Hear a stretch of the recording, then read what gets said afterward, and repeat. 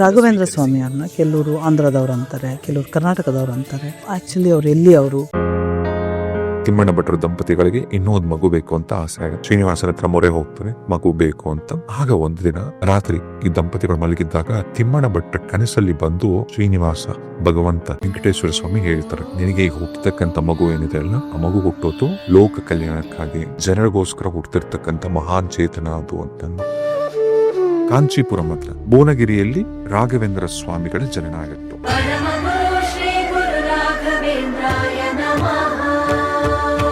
ತಿಮ್ಮಣ್ಣ ಆಂಧ್ರನೂ ಅಲ್ಲ, ಕರ್ನಾಟಕನೂ ಅಲ್ಲ, ತಮಿಳ್ನಾಡಲ್ಲಿ ಹುಟ್ಟಿರು. ಆ ಮಗುಗೆ ವೆಂಕಟನಾಥ ಅಂತ ಹೆಸರಿಡ್ತಾರೆ. ಅಂದ್ರೆ ಪ್ರೈಮರಿ ಎಜುಕೇಶನ್ ಮುಗಿಸ್ಕೊಂಡು ಮತ್ತೆ ವಾಪಸ್ ಮಧುರೆಯಿಂದ ಹಿಂದಿರುತ್ತಾರೆ ಅವ್ರೂರಿಗೆ. ಅಲ್ಲೇ ಅಕ್ಕಪಕ್ಕದ ಪರಿಸರದಿಂದ ಒಂದು ಹೆಣ್ಣು ಮಗಳನ್ನ ತಗೊಂಡ್ಬರ್ತಾರೆ. ಸರಸ್ವತಿ ದೇವಿ ಜೊತೆ ರಾಯರ ಮದುವೆ ಆಗತ್ತೆ. ಬಡತನ ಇದ್ರೂ ಕೂಡ ಅನ್ಯೋನ್ಯವಾಗಿರ್ತಕ್ಕಂಥ ಸಂಸಾರ ಅದು. ಆದ್ರೆ ಅವರ ಮನೆಯಲ್ಲಿ ದರಿದ್ರ ದೇವತೆ ತಾಂಡವ ಆಡ್ತಿರ್ತಾಳೆ. ರಾಯರು, ಹೆಂಡತಿ, ಅವರ ಮಗು ಕಷ್ಟದ ದಿನಗಳನ್ನ ಅನುಭವಿಸ್ತಾ ಇರ್ತಾರೆ. ತಿಂಗಳಲ್ಲಿ 2 ಸಾರಿ ಏನೋ ಏಕಾದಶಿ ಬರುತ್ತಲ್ವಾ, ಸೊ ಅವ್ರ ಮನೆಯಲ್ಲಿ ವಾರದಲ್ಲಿ 4 ರಿಂದ 5 ದಿನ ಏಕಾದಶಿ. ಅಂತ ಬಡತನ, ಅಂತ ಉಪವಾಸ. ಆ ವೆಂಕಟನಾಥನನ್ನೇ ನೆಕ್ಸ್ಟ್ ಉತ್ತರಾಧಿಪತಿ ಅಂದ್ರೆ ಮಠಾಧಿಪತಿ ಮಾಡಬೇಕು ಅಂತ ಸುಧೀಂದ್ರ ತೀರ್ಥರ ಮೂಲರಾಮ ಕನಸಲ್ಲಿ ಬಂದು ಹೇಳ್ತಾರೆ. ತಂಜಾವೂರಲ್ಲಿ ರಾಜ ರಘುನಾಥನ ಅರಮನೆಯಲ್ಲಿ ಈ ಸನ್ಯಾಸತ್ವ, ಈ ದೀಕ್ಷೆ ಕೊಡಬೇಕು ಅಂತ ನಿರ್ಧಾರ ಮಾಡ್ತಾರೆ. ರಾಯರಿಗೆ ಈಗ ಸನ್ಯಾಸತ್ವನ ಕೊಟ್ಬಿಡ್ತಾರೆ. ಈಗ ರಾಯರ ಸನ್ಯಾಸತ್ವ ಸ್ವೀಕರಣೆ ಆಗಿದ್ದು ಗೊತ್ತಾಗತ್ತೆ ಅವ್ರ ಹೆಂಡತಿಗೆ. ತನ್ನ ಗಂಡನ್ನ ಬಿಟ್ಟು ಇನ್ನು ಜೀವನ ಪರ್ಯಂತ ಆಕೆ ಜೀವನನ ಕಟ್ಕೊಬೇಕು. ಯಾರನ್ನಾದ್ರೆ ತನ್ನ ಸರ್ವಸ್ವ ಅಂತ ಆಕೆ ನಂಬ್ಕೊಂಡ್ ಬಂದಿದ್ಲು, ನಾಳೆಯಿಂದ ಆ ವ್ಯಕ್ತಿ ಇರಲ್ಲ ಅವ್ರ ಜೀವನದಲ್ಲಿ. ಆಕೆ ತಲೆಯಲ್ಲಿ ಒಂದು ಕೆಟ್ಟ ಯೋಚನೆ ಬರುತ್ತೆ. ಅದೇನು ಅಂದ್ರೆ ಆಬೇಕು ಅಂತ.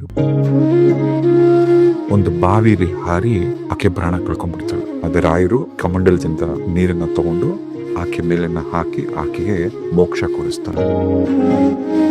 ಅಕ್ಷತೆ ಏನಿದೆ ಅಲ್ಲ, ಎಷ್ಟು ಪವರ್ಫುಲ್ ಅಂದ್ರೆ ಈ ಪ್ರೇತ, ಪಿಶಾಚಿಗಳು, ಭೂತ, ಕೀತ, ಏನ್ ಈ ತರದ್ ಯಾವುದೇ ಸಮಸ್ಯೆ ಇದ್ರು ಅಷ್ಟೇ, ನಿಮ್ಮ ಹತ್ರ ಏನೂ ಸುಳಿಯೋದು ಇಲ್ಲ ಇಂಥದ್ದೆಲ್ಲ. ನಂತರ ಅಲ್ಲಿಂದ ರಾಯರು ಬರೋದೇ ಉಡುಪಿಗೆ. ಶ್ರೀಕೃಷ್ಣ ಪರಮಾತ್ಮನ ಹೇಗೆ ಅವ್ರು ಹೋಲಿಸ್ಕೊಳ್ತಾರೆ ಅಂದ್ರೆ, ರಾಯರು ಹಾಡಕ್ಕೆ ನುಡ್ಸಕ್ಕೆ ಶುರು ಮಾಡಿದ್ರೆ ಆ ಶ್ರೀಕೃಷ್ಣ ಪರಮಾತ್ಮ ಬಾಲರೂಪದಲ್ಲಿ ಕಾಣಿಸ್ಕೊಂಡು ಕುಣಿದು ಕುಣಿದು ಕುಣಿದು ಸುಸ್ತಾಗ್ಬಿಡೋರಂತ. ಆಗ ಶ್ರೀಕೃಷ್ಣ ಪರಮಾತ್ಮನಿಗೆ ಕಾಲು ಒತ್ತಿದ್ರಂತ ರಾಯರು, ಕಾಲು ನೋವಾಗಿದೆ ಅಂತ.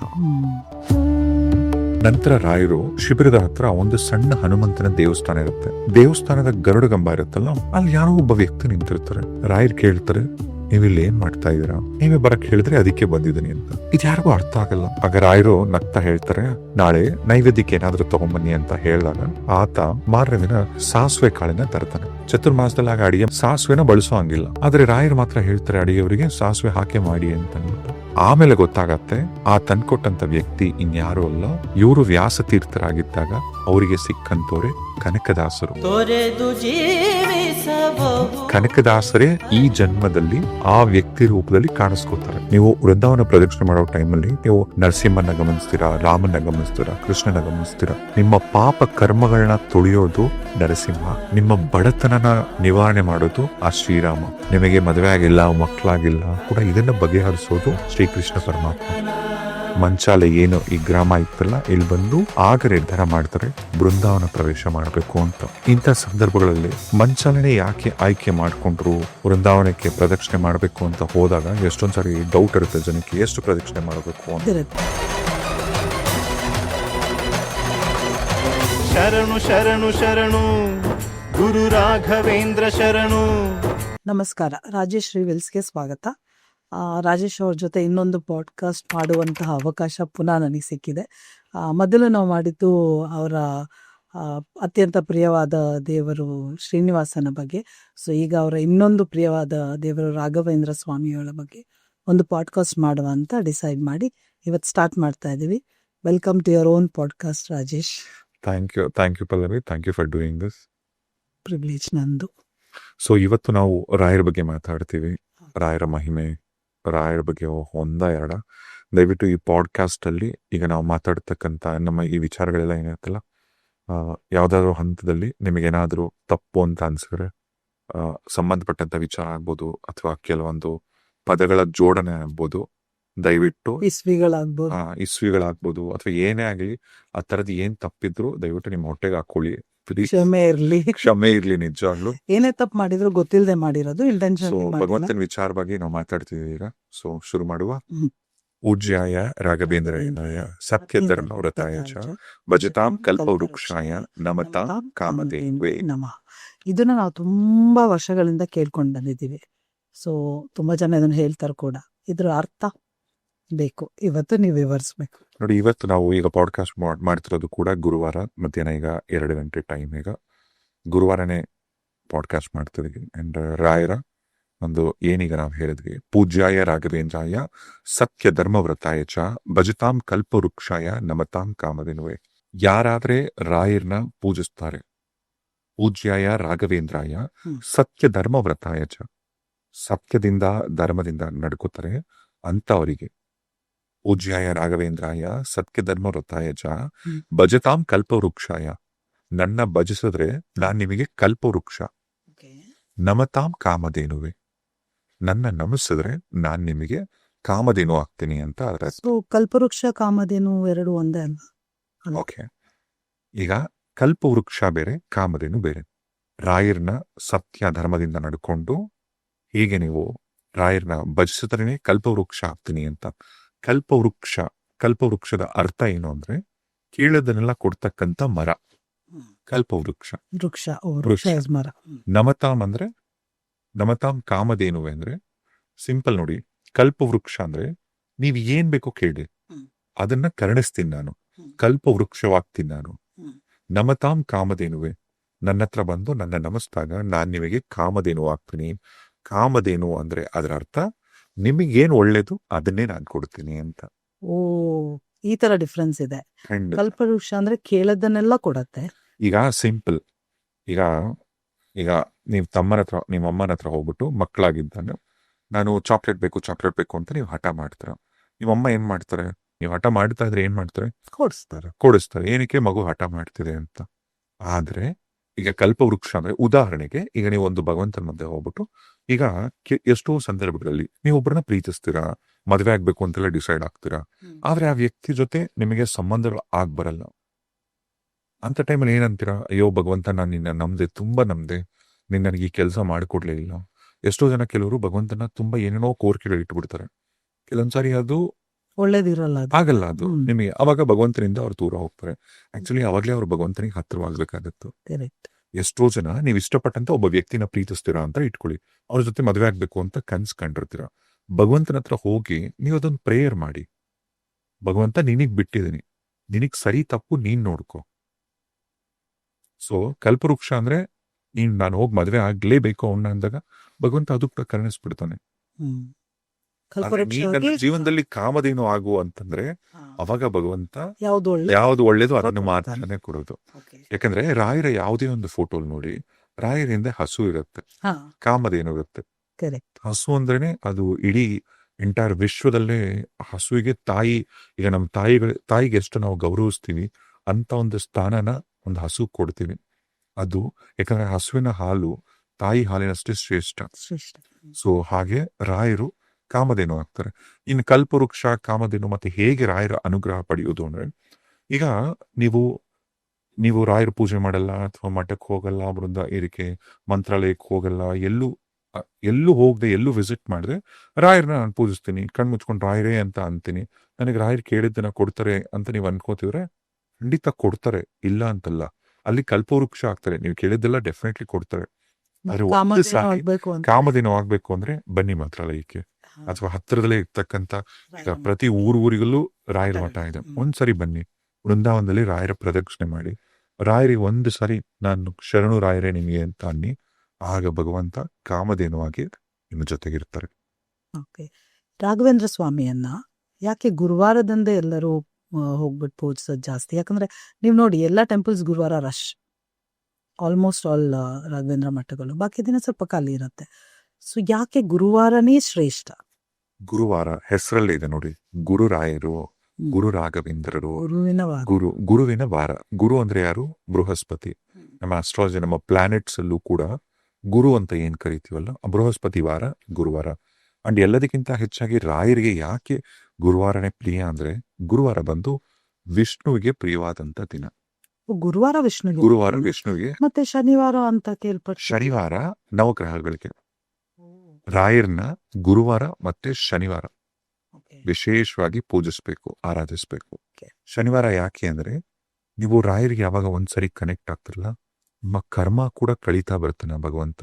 ನಿಜ. ಸೊ ಹಾಗಾಗಿ ಗುರುವಾರ ಶನಿವಾರ ರಾಯರಿಗೆ ಬಹಳ ಇಷ್ಟವಾದಂತ ವಾರಗಳು. ಈಗ ಗುರುರಾಯರನ್ನ ನಾವು ರಾಘವೇಂದ್ರ ಅಂತ ಕರಿತೀವಿ, ಅದು ಅವರ ಜನ್ಮನಾಮನ ಅಥವಾ ಅದಕ್ಕೆ ಬೇರೆ ಏನಾದ್ರೂ ಅರ್ಥ ಇದೆಯಾ? ರಾಯರ ಮೂಲ ಹೆಸರು ವೆಂಕಟನಾಥ ಅಂತ. ಓಕೆ. ರಾಯರಿಗೆ ಅವರ ಗುರುಗಳಾದಂತ ಸುರೀಂದ್ರ ತೀರ್ಥರ ಹೆಸರನ್ನ ಬದಲಾಯಿಸ್ತಾರೆ. ರಾಘವೇಂದ್ರ, ಆ ಹೆಸರಲ್ಲೇ ನೋಡಿ ಎಂತ ಪವರ್ ಇದೆ. ರಾಘವೇಂದ್ರ ಅಂದ್ರೆ ರಾಘವ ಪ್ಲಸ್ ಇಂದ್ರ, ಅಂದ್ರೆ ರಾಮ ಪ್ಲಸ್ ಇಂದ್ರ. ಯಾರನ್ನಾದ್ರೆ ತನ್ನ ಹೃದಯದಲ್ಲಿ ಇಟ್ಕೊಂಡಿರ್ತಕ್ಕಂಥ ವ್ಯಕ್ತಿನೇ ನಾವು ರಾಘವೇಂದ್ರ ಅಂತ ಕರೆಯೋದು. ರಾಮನನ್ನ ಹೃದಯದಲ್ಲಿ ಇಟ್ಕೊಂಡಂತ ವ್ಯಕ್ತಿನೇ ರಾಘವೇಂದ್ರ. ರಾಘವ, ರಾಮ ಪ್ಲಸ್ ಇಂದ್ರ, ರಾಘವೇಂದ್ರ. ಆ ಒಂದೊಂದು ಪದದ ಒಂದೊಂದು ಅಕ್ಷರದ ಅರ್ಥ ಎಷ್ಟು ಅದ್ಭುತವಾಗಿದೆ ಅಂದ್ರೆ, ರಾಘವೇಂದ್ರ, ರಾ ಅಂದ್ರೆ ನಿಮ್ಮ ಪಾಪಗಳು, ನಿಮ್ಮ ಕರ್ಮಗಳು ಒಂದು ಬೆಟ್ಟದಷ್ಟಿರ್ಲಿ, ಅದನ್ನೆಲ್ಲಾನು ಕರಗಿಸ್ತಾನೆ. ಅಂದ್ರೆ ಪ್ರತಿ ಅಕ್ಷರಕ್ಕೂ ಒಂದು ಅರ್ಥ ಇದೆ. ಪ್ರತಿ ಒಂದೊಂದು ಅಕ್ಷರಕ್ಕೂ ಒಂದೊಂದು ಅರ್ಥ ಇದೆ. ಓಕೆ. ರಾ ಅಂದ್ರೆ ಎಲ್ಲ ಕರ್ಮಗಳ ತೊಳಿತಾನೆ. ಗಾ ಅಂದ್ರೆ ಘಾ ಅಂದ್ರೆ ನಿಮಗೆ ಗಾಢವಾದಂತ ಭಕ್ತಿಯನ್ನ ಪ್ರಸಾದಿಸ್ತಾನೆ. ಓಕೆ. ವೇ ಅಂದ್ರೆ ನಿಮಗೆ ಹುಟ್ಟು ಸಾವು ಇಲ್ದಂಗೆ ನಿಮಗೆ ಮೋಕ್ಷವನ್ನ ಕೊಡ್ತಾನೆ. ಹುಟ್ಟು ಸಾವು ಇಲ್ದೇ ಇರೋ ಹಾಗೆ ಮೋಕ್ಷ ಅಂದ್ರೆ? ಹುಟ್ಟು ಅಂತಕ್ಕಂಥದ್ದು, ಹುಟ್ಟು ಸಾವು ಅಂತಕ್ಕಂಥದ್ದೇ ಇದು ನೋವಲ್ವಾ? ಇದು ಕರ್ಮ ಅಲ್ವಾ ನಿಮಗಿದು? ಇದೇನು ಇಲ್ದಂಗೆ ನಿಮಗೆ ಮೋಕ್ಷ ಕೊಡಿಸ್ತಾನೆ ಭಗವಂತ. ಓಕೆ. ದಾ ಅಂದ್ರೆ ಎಲ್ಲ ಪ್ರಸಿದ್ಧವಾದಂತ ದೇವರುಗಳ ಅನುಗ್ರಹ ಮಾಡಿಸ್ತಾನೆ, ದರ್ಶನ ಮಾಡಿಸ್ತಾನೆ ಅಂತ ರಾಘವೇಂದ್ರ ಅಂದ್ರೆ. ನೈಸ್. ಇದು ನಂಬುತ್ತಿರ್ಲಿಲ್ಲ. ರಾಘವೇಂದ್ರ ಸ್ವಾಮಿ ಅವ್ರನ್ನ ಕೆಲವರು ಆಂಧ್ರದವ್ರು ಅಂತಾರೆ, ಕೆಲವರು ಕರ್ನಾಟಕದವ್ರು ಅಂತಾರೆ. ಸೊ ಆಕ್ಚುಲಿ ಅವ್ರು ಎಲ್ಲಿ, ಅವ್ರ ಹುಟ್ಟು ಎಲ್ಲಿ ಆಗಿದ್ದು? ಈಗ ರಾಘವೇಂದ್ರ ಸ್ವಾಮಿಗಳು ಈಗ ಹುಟ್ಟಿದ್ದು, ರಾಯರ ಈ ಜನ್ಮದ ಒಂದು ಕಥೆಯನ್ನ ನೀವು ತಿಳ್ಕೊಂಡಿದ್ರೆ, ಅಥವಾ ಈಗ ನಾನು ಹೇಳ್ತೀನಿ. ಅದಕ್ಕಿಂತ ಮುಂಚೆ ರಾಯರು ಯಾರು, ರಾಯರ ಹಿಂದಿನ ಜನ್ಮಗಳು ಏನಿತ್ತು ಅಂತ ಒಂದ್ ಸ್ವಲ್ಪ ಫ್ಲಾಶ್ ಬ್ಯಾಕ್ಗೆ ಹೋಗ್ಬರೋಣ. ಒಂದ್ಸಾರಿ ಶಂಕುಕರ್ಣ ಅಂದ್ರೆ ಆತ ಮಹಾವಿಷ್ಣುವಿನ ಕಿವಿಯಿಂದ ಹುಟ್ಟಿರ್ತಾನೆ. ಮಹಾವಿಷ್ಣುವಿನ ಕಿವಿ ಶಂಖದ ಆಕಾರದಲ್ಲಿರುತ್ತೆ. ಆ ಶಂಖದಂತ ಕಿವಿಯಿಂದ ಹುಟ್ಟಿದವನೇ ಇವನು ಶಂಕಕರ್ಣ ಅಂತ. ಈತ ವೈಕುಂಠದಲ್ಲಿ ಶ್ರೀಮನ್ನಾರಾಯಣ ಮಹಾಲಕ್ಷ್ಮಿ ಸೇವೆ ಮಾಡಿಕೊಂಡು ಇದ್ದಂತ ದೇವತೆ ಈ ಶಂಕುಕರ್ಣ. ಇದೇ ಶಂಕುಕರ್ಣನಿಗೆ ವಿದ್ಯೆ ಕಲಿಬೇಕು, ಅದೇ ವೀಣೆ ನುಡಿಸ್ಬೇಕು, ಇನ್ನೂ ಒಂದಷ್ಟು ಸಾಧನೆ ಮಾಡಿಸ್ಬೇಕು ಅಂತ ಅವ್ರನ್ನ ವೈಕುಂಠದಿಂದ ಬ್ರಹ್ಮಲೋಕಕ್ಕೆ ಕಳಿಸ್ಕೊಡ್ತಾರೆ. ಸೊ ಕಲಿಯೋದೆಲ್ಲ ಇರೋದು ಬ್ರಹ್ಮಲೋಕದಲ್ಲಿ. ವೈಕುಂಠದಲ್ಲಿಲ್ಲ. ಈಗ ಹೇಗೆ ನಮ್ಮಲ್ಲಿ ಬ್ರಹ್ಮಲೋಕಕ್ಕೆ ಬ್ರಹ್ಮ ಮತ್ತು ಸರಸ್ವತಿ ಹತ್ರ ವಿದ್ಯೆ ಕಲಿಬೇಕು ಸಾಧನೆಗೆ ಅಂತ ಶಂಕಕರ್ಣನು ಇಲ್ಲಿಗೆ ಬರ್ತಕ್ಕಂಥದ್ದು. ಇಲ್ಲಿ ಬ್ರಹ್ಮಲೋಕಕ್ಕೆ ಇಲ್ಲಿ ಬಂದು ಬ್ರಹ್ಮದೇವ ಮೂಲ ರಾಮನನ್ನ ಪೂಜಿಸ್ತಿರ್ತಾನೆ. ಮೂಲ ರಾಮ ಈಗ ನಾವು ಯಾವುದು ತ್ರೇತಾಯುಗದಲ್ಲಿ ನಾವು ರಾಮಚಂದ್ರ ಪ್ರಭುವಿನ ಅರ್ಥನು ಯಾರು ಅಂತ ನೀವು ತಿಳ್ಕೊಂಡಿದ್ರ. ಆದ್ರೆ ಮೂಲ ರಾಮ, ಈ ರಾಮನಿಗೂ ಕೂಡ ಮೂಲ ಬ್ರಹ್ಮದೇವ ಪೂಜಿಸ್ತಿದ್ದಂತ ರಾಮ. ಆ ಮೂಲ ರಾಮನಿಗೆ ಪೂಜೆ ಮಾಡಬೇಕಂದ್ರೆ, ಈಗ ಪೂಜೆಗೆ ಬೇಕಾಗ್ತಕ್ಕಂಥ ಎಲ್ಲ ವ್ಯವಸ್ಥೆಯನ್ನ ಮಾಡ್ಬೇಕಾದಂತ ಕೆಲಸ ಈ ಶಂಕುಕರ್ಣಂದು. ಓದಕ್ ಬಂದಾಗ ಈ ಕೆಲಸನೂ ಮಾಡ್ಬೇಕಾಗಿರುತ್ತೆ. ಒಂದ್ಸಾರಿ ಏನಾಗತ್ತೆ, ಬ್ರಹ್ಮದೇವ, ಆ ಚತುರ್ಮುಖ ಬ್ರಹ್ಮ ಪೂಜೆ ಮಾಡಬೇಕು ಅನ್ನೋ ಸಂದರ್ಭದಲ್ಲಿ ಪೂಜೆಗೆ ಬೇಕಾಗ್ತಕ್ಕಂಥ ಈ ಪುಷ್ಪಗಳೆಲ್ಲ ಏನಿರುತ್ತಲ್ಲ, ತುಳಸಿ ಆಗ್ಬೋದು, ಅದ್ರ ಎಲ್ಲದನ್ನು ಸರಿಯಾದಂತ ಸಮಯಕ್ಕೆ ಈ ಶಂಕುಕರ್ಣ ತಂದು ಅಲ್ಲಿ ಜೋಡಿಸಿರಲ್ಲ ಪೂಜೆ ವಿಚಾರವಾಗಿ. ಆತ ಮಾಡಿದಂತ ಒಂದು ತಪ್ಪೇನು ಅಂದ್ರೆ, ಬ್ರಹ್ಮದೇವ ಪೂಜೆ ಮಾಡ್ತಿದ್ದಂತ ಮೂಲ ರಾಮ ಏನಿತ್ತಲ್ಲ, ಚಿನ್ನದ ಮೂಲರಾಮ ಅಥವಾ ಮೂಲರಾಮನ್ನೇ ನೋಡ್ತಾ ನಿಂತಿದ್ದಂತೆ ಶಂಕುಕರ್ಣ. ಹಂಗಾಗಿ ತರದ್ರಲ್ಲಿ ಹೆಚ್ಚು ಕಮ್ಮಿ ಆಯ್ತು. ಬ್ರಹ್ಮದೇವನಿಗೆ ಕೋಪ ಬಂತು. ಬ್ರಹ್ಮದೇವನಿಗೆ ಕೋಪ ಬಂದ ತಕ್ಷಣ ಇಮಿಡಿಯೇಟ್ಲಿ ಕೋಪ ಎಲ್ಲ ಬಂದ ತಕ್ಷಣ ಏನ್ ಮಾಡ್ತಿತ್ತು, ತಕ್ಷಣ ಶಾಪ ಕೊಡ್ತಾ ಇತ್ತು. ಬ್ರಹ್ಮ ಶಾಪ ಕೊಡಲ್ಲ, ಅದು ಹೇಳ್ತೀನಿ ಯಾಕೆ ಅಂತ. ಶಾಪ ಕೊಡ್ತಾರೆ ಬ್ರಹ್ಮ. ಆಗ ಬ್ರಹ್ಮದೇವನಿಗೆ ಕೋಪ ಬಂದ್ಬಿಡುತ್ತೆ ಆ ಚತುರ್ಮುಖ ಬ್ರಹ್ಮನಿಗೆ. ಶಾಪ ಕೊಟ್ಟು ಬ್ರಹ್ಮದೇವ ಹೇಳೋದು, ಈಗಲೇ ನೀನು ಭೂಲೋಕದಲ್ಲಿ ರಾಕ್ಷಸರ ವಂಶದಲ್ಲಿ ನಿನ್ನ ಜನನವಾಗ್ಲಿ ಅಂತ ಶಾಪ ಕೊಡ್ತಾರ. ಅವಾಗೆಲ್ಲ ದೇವ್ರುಗಳು ಶಾಪ ಕೊಟ್ಟು ಭೂಲೋಕಕ್ಕೆ ಕಳಿಸ್ತಿದ್ದಿದ್ದಲ್ಲ. ಭೂಲೋಕ ಅಂದ್ರೆ ಸಫರಿಂಗ್ ಸಫರಿಂಗ್ ಅಲ್ಲ. ಸಫರಿಂಗ್ ಅಂತ ಕಳಿಸ್ತಾ ಇದ್ದು. ಈಗ ನೀವು ಅವಾಗಲೇ ಒಂದು ಪ್ರಶ್ನೆ ಕೇಳಿದ್ರಿ, ಅದ್ ಹೆಂಗದು ಬ್ರಹ್ಮದೇವ ದೇವ್ರಿಗೂ ಕೋಪ ಬರುತ್ತಾ ಅಂತ. ದೇವರುಗಳಿಗೆ ಈ ಕಾಮ, ಕ್ರೋಧ, ಮೋಹ, ಲೋಭ, ಮದಮ ಇದೆಲ್ಲ ಏನಿದೆ ಇದೆಲ್ಲ ಕಂಟ್ರೋಲ್ ಅಲ್ಲಿ ಇರುತ್ತೆ, ಅದಕ್ಕೆ ಅವರು ಭಗವಂತ. ಆದ್ರೆ ಚತುರ್ಮುಖ ಬ್ರಹ್ಮನಿಗೆ ಮುಂದೆ ಈ ಶಂಖಕರ್ಣ ಈ ಎಲ್ಲ ಅವತಾರಗಳನ್ನ ತಾಳ್ಬೇಕು, ರಾಘವೇಂದ್ರ ಸ್ವಾಮಿಗಳಾಗಿ ಕೂಡ ಮುಂದೆ ಹುಟ್ಟಬೇಕು ಅಂತ ಬ್ರಹ್ಮದೇವ ಮಾಡ್ತಕ್ಕಂಥ ಒಂದು ನಾಟಕ. ಶಾಪ ಕೊಡೋದು ಕೂಡ ಕೋಪದಿಂದ ಅಂತಲ್ಲ, ಪ್ರೀ ಪ್ಲಾನ್ಡ್. ಭಗವಂತನಿಗೆ ಬ್ರಹ್ಮದೇವನಿಗೆ ಎಲ್ಲ ಗೊತ್ತಿರುತ್ತೆ. ಬ್ರಹ್ಮದೇವನಿಗೆ ಕೋಪ ಬರುತ್ತೆ ಅಂದ್ರೆ ನಂಬ್ತಾರೆ ಯಾರಾದ್ರೂ? ಇಲ್ಲ, ಅದೇ ಭಗವಂತನೇ ಕೋಪ ಮಾಡ್ಕೊಂಡ್ರಿ ಏನು? ಸೊ ಆ ಬ್ರಹ್ಮದೇವನ ಒಂದು ಶಾಪನೆ ನಂತರದ ಕೃತಯುಗ ಸತ್ಯಯುಗದಲ್ಲಿ ನರಸಿಂಹ ಅವತಾರದಲ್ಲಿ ಭಕ್ತ ಪ್ರಹ್ಲಾದನಾಗಿ ಹುಟ್ಟೋದು ಶಂಕುಕರ್ಣ. ಶಂಕುಕರ್ಣನೇ ಪ್ರಹ್ಲಾದ. ಕೃತಯುಗ. ಸತ್ಯಯುಗದಲ್ಲಿ ಹಿರಣ್ಯಕಶಿಪು ಅಂತ ಒಬ್ಬ ರಾಕ್ಷಸ. ನೀವು ನೋಡಿರ್ತಿರಲ್ಲ, ಅಣ್ಣ ಅವ್ರದ್ದು ಅದ್ಭುತವಾದಂತ ಒಂದು ಸಿನಿಮಾ ಇದೆ, ಪುನೀತ್ ರಾಜ್ಕುಮಾರ್ ಅವರು ಕೂಡ ಆಕ್ಟ್ ಮಾಡಿದ್ರು ಅದರಲ್ಲಿ. ಈ ಹಿರಣ್ಯಕಶಿಪುವಿನ ಮಗನಾಗಿ ಪ್ರಹ್ಲಾದ ಹುಟ್ಟತಾನೆ ಇಲ್ಲಿ. ಪ್ರಹ್ಲಾದ ಹೇಗೆ ಅಂದ್ರೆ ಹರಿಭಕ್ತ ಆತ. ತಂದೆ ನೋಡಿದ್ರೆ ರಾಕ್ಷಸ, ಇಲ್ಲಿ ನೋಡಿದ್ರೆ ಮಗ ನೋಡಿದ್ರೆ ಹರಿಭಕ್ತ. ಯಾವ ನಾರಾಯಣನಾದ್ರೆ ನಾರಾಯಣನೊಟ್ಟಿಗೆ ಸೆಣಸಾಡಬೇಕು ಅಂತ ಕಾಯ್ತಿದ್ದಂತ ಈ ಹಿರಣ್ಯಕಶಿಪು ರಾಕ್ಷಸ ಮನೇಲೆ ಮಗ 3 ಹೊತ್ತು ಹರಿ ನಾರಾಯಣ ಹರಿ ಹರಿ ಅಂತೆಲ್ಲ ಅಂತಿರ್ತಾನೆ. ಎಷ್ಟು ಸಿಟ್ಟು ಬರಬಹುದಲ್ಲ ತಂದೆಗೆ, ಎಷ್ಟು ಸಿಟ್ಟು ಬರುತ್ತೆ. ಕೊನೆಗೆ ತನ್ನ ಸ್ವಂತ ಮಗ ಅಂತ ಕೂಡ ಲೆಕ್ಕಿಸ್ತೆ ಪ್ರಹ್ಲಾದನ್ನ ಕೊಲ್ಲಬೇಕು ಅಂತ ಏನೆಲ್ಲ ಮಾಡ್ತಾನೆ ಆ ರಾಕ್ಷಸ ತಂದೆ ಹಿರಣ್ಯಕಶಿಪು.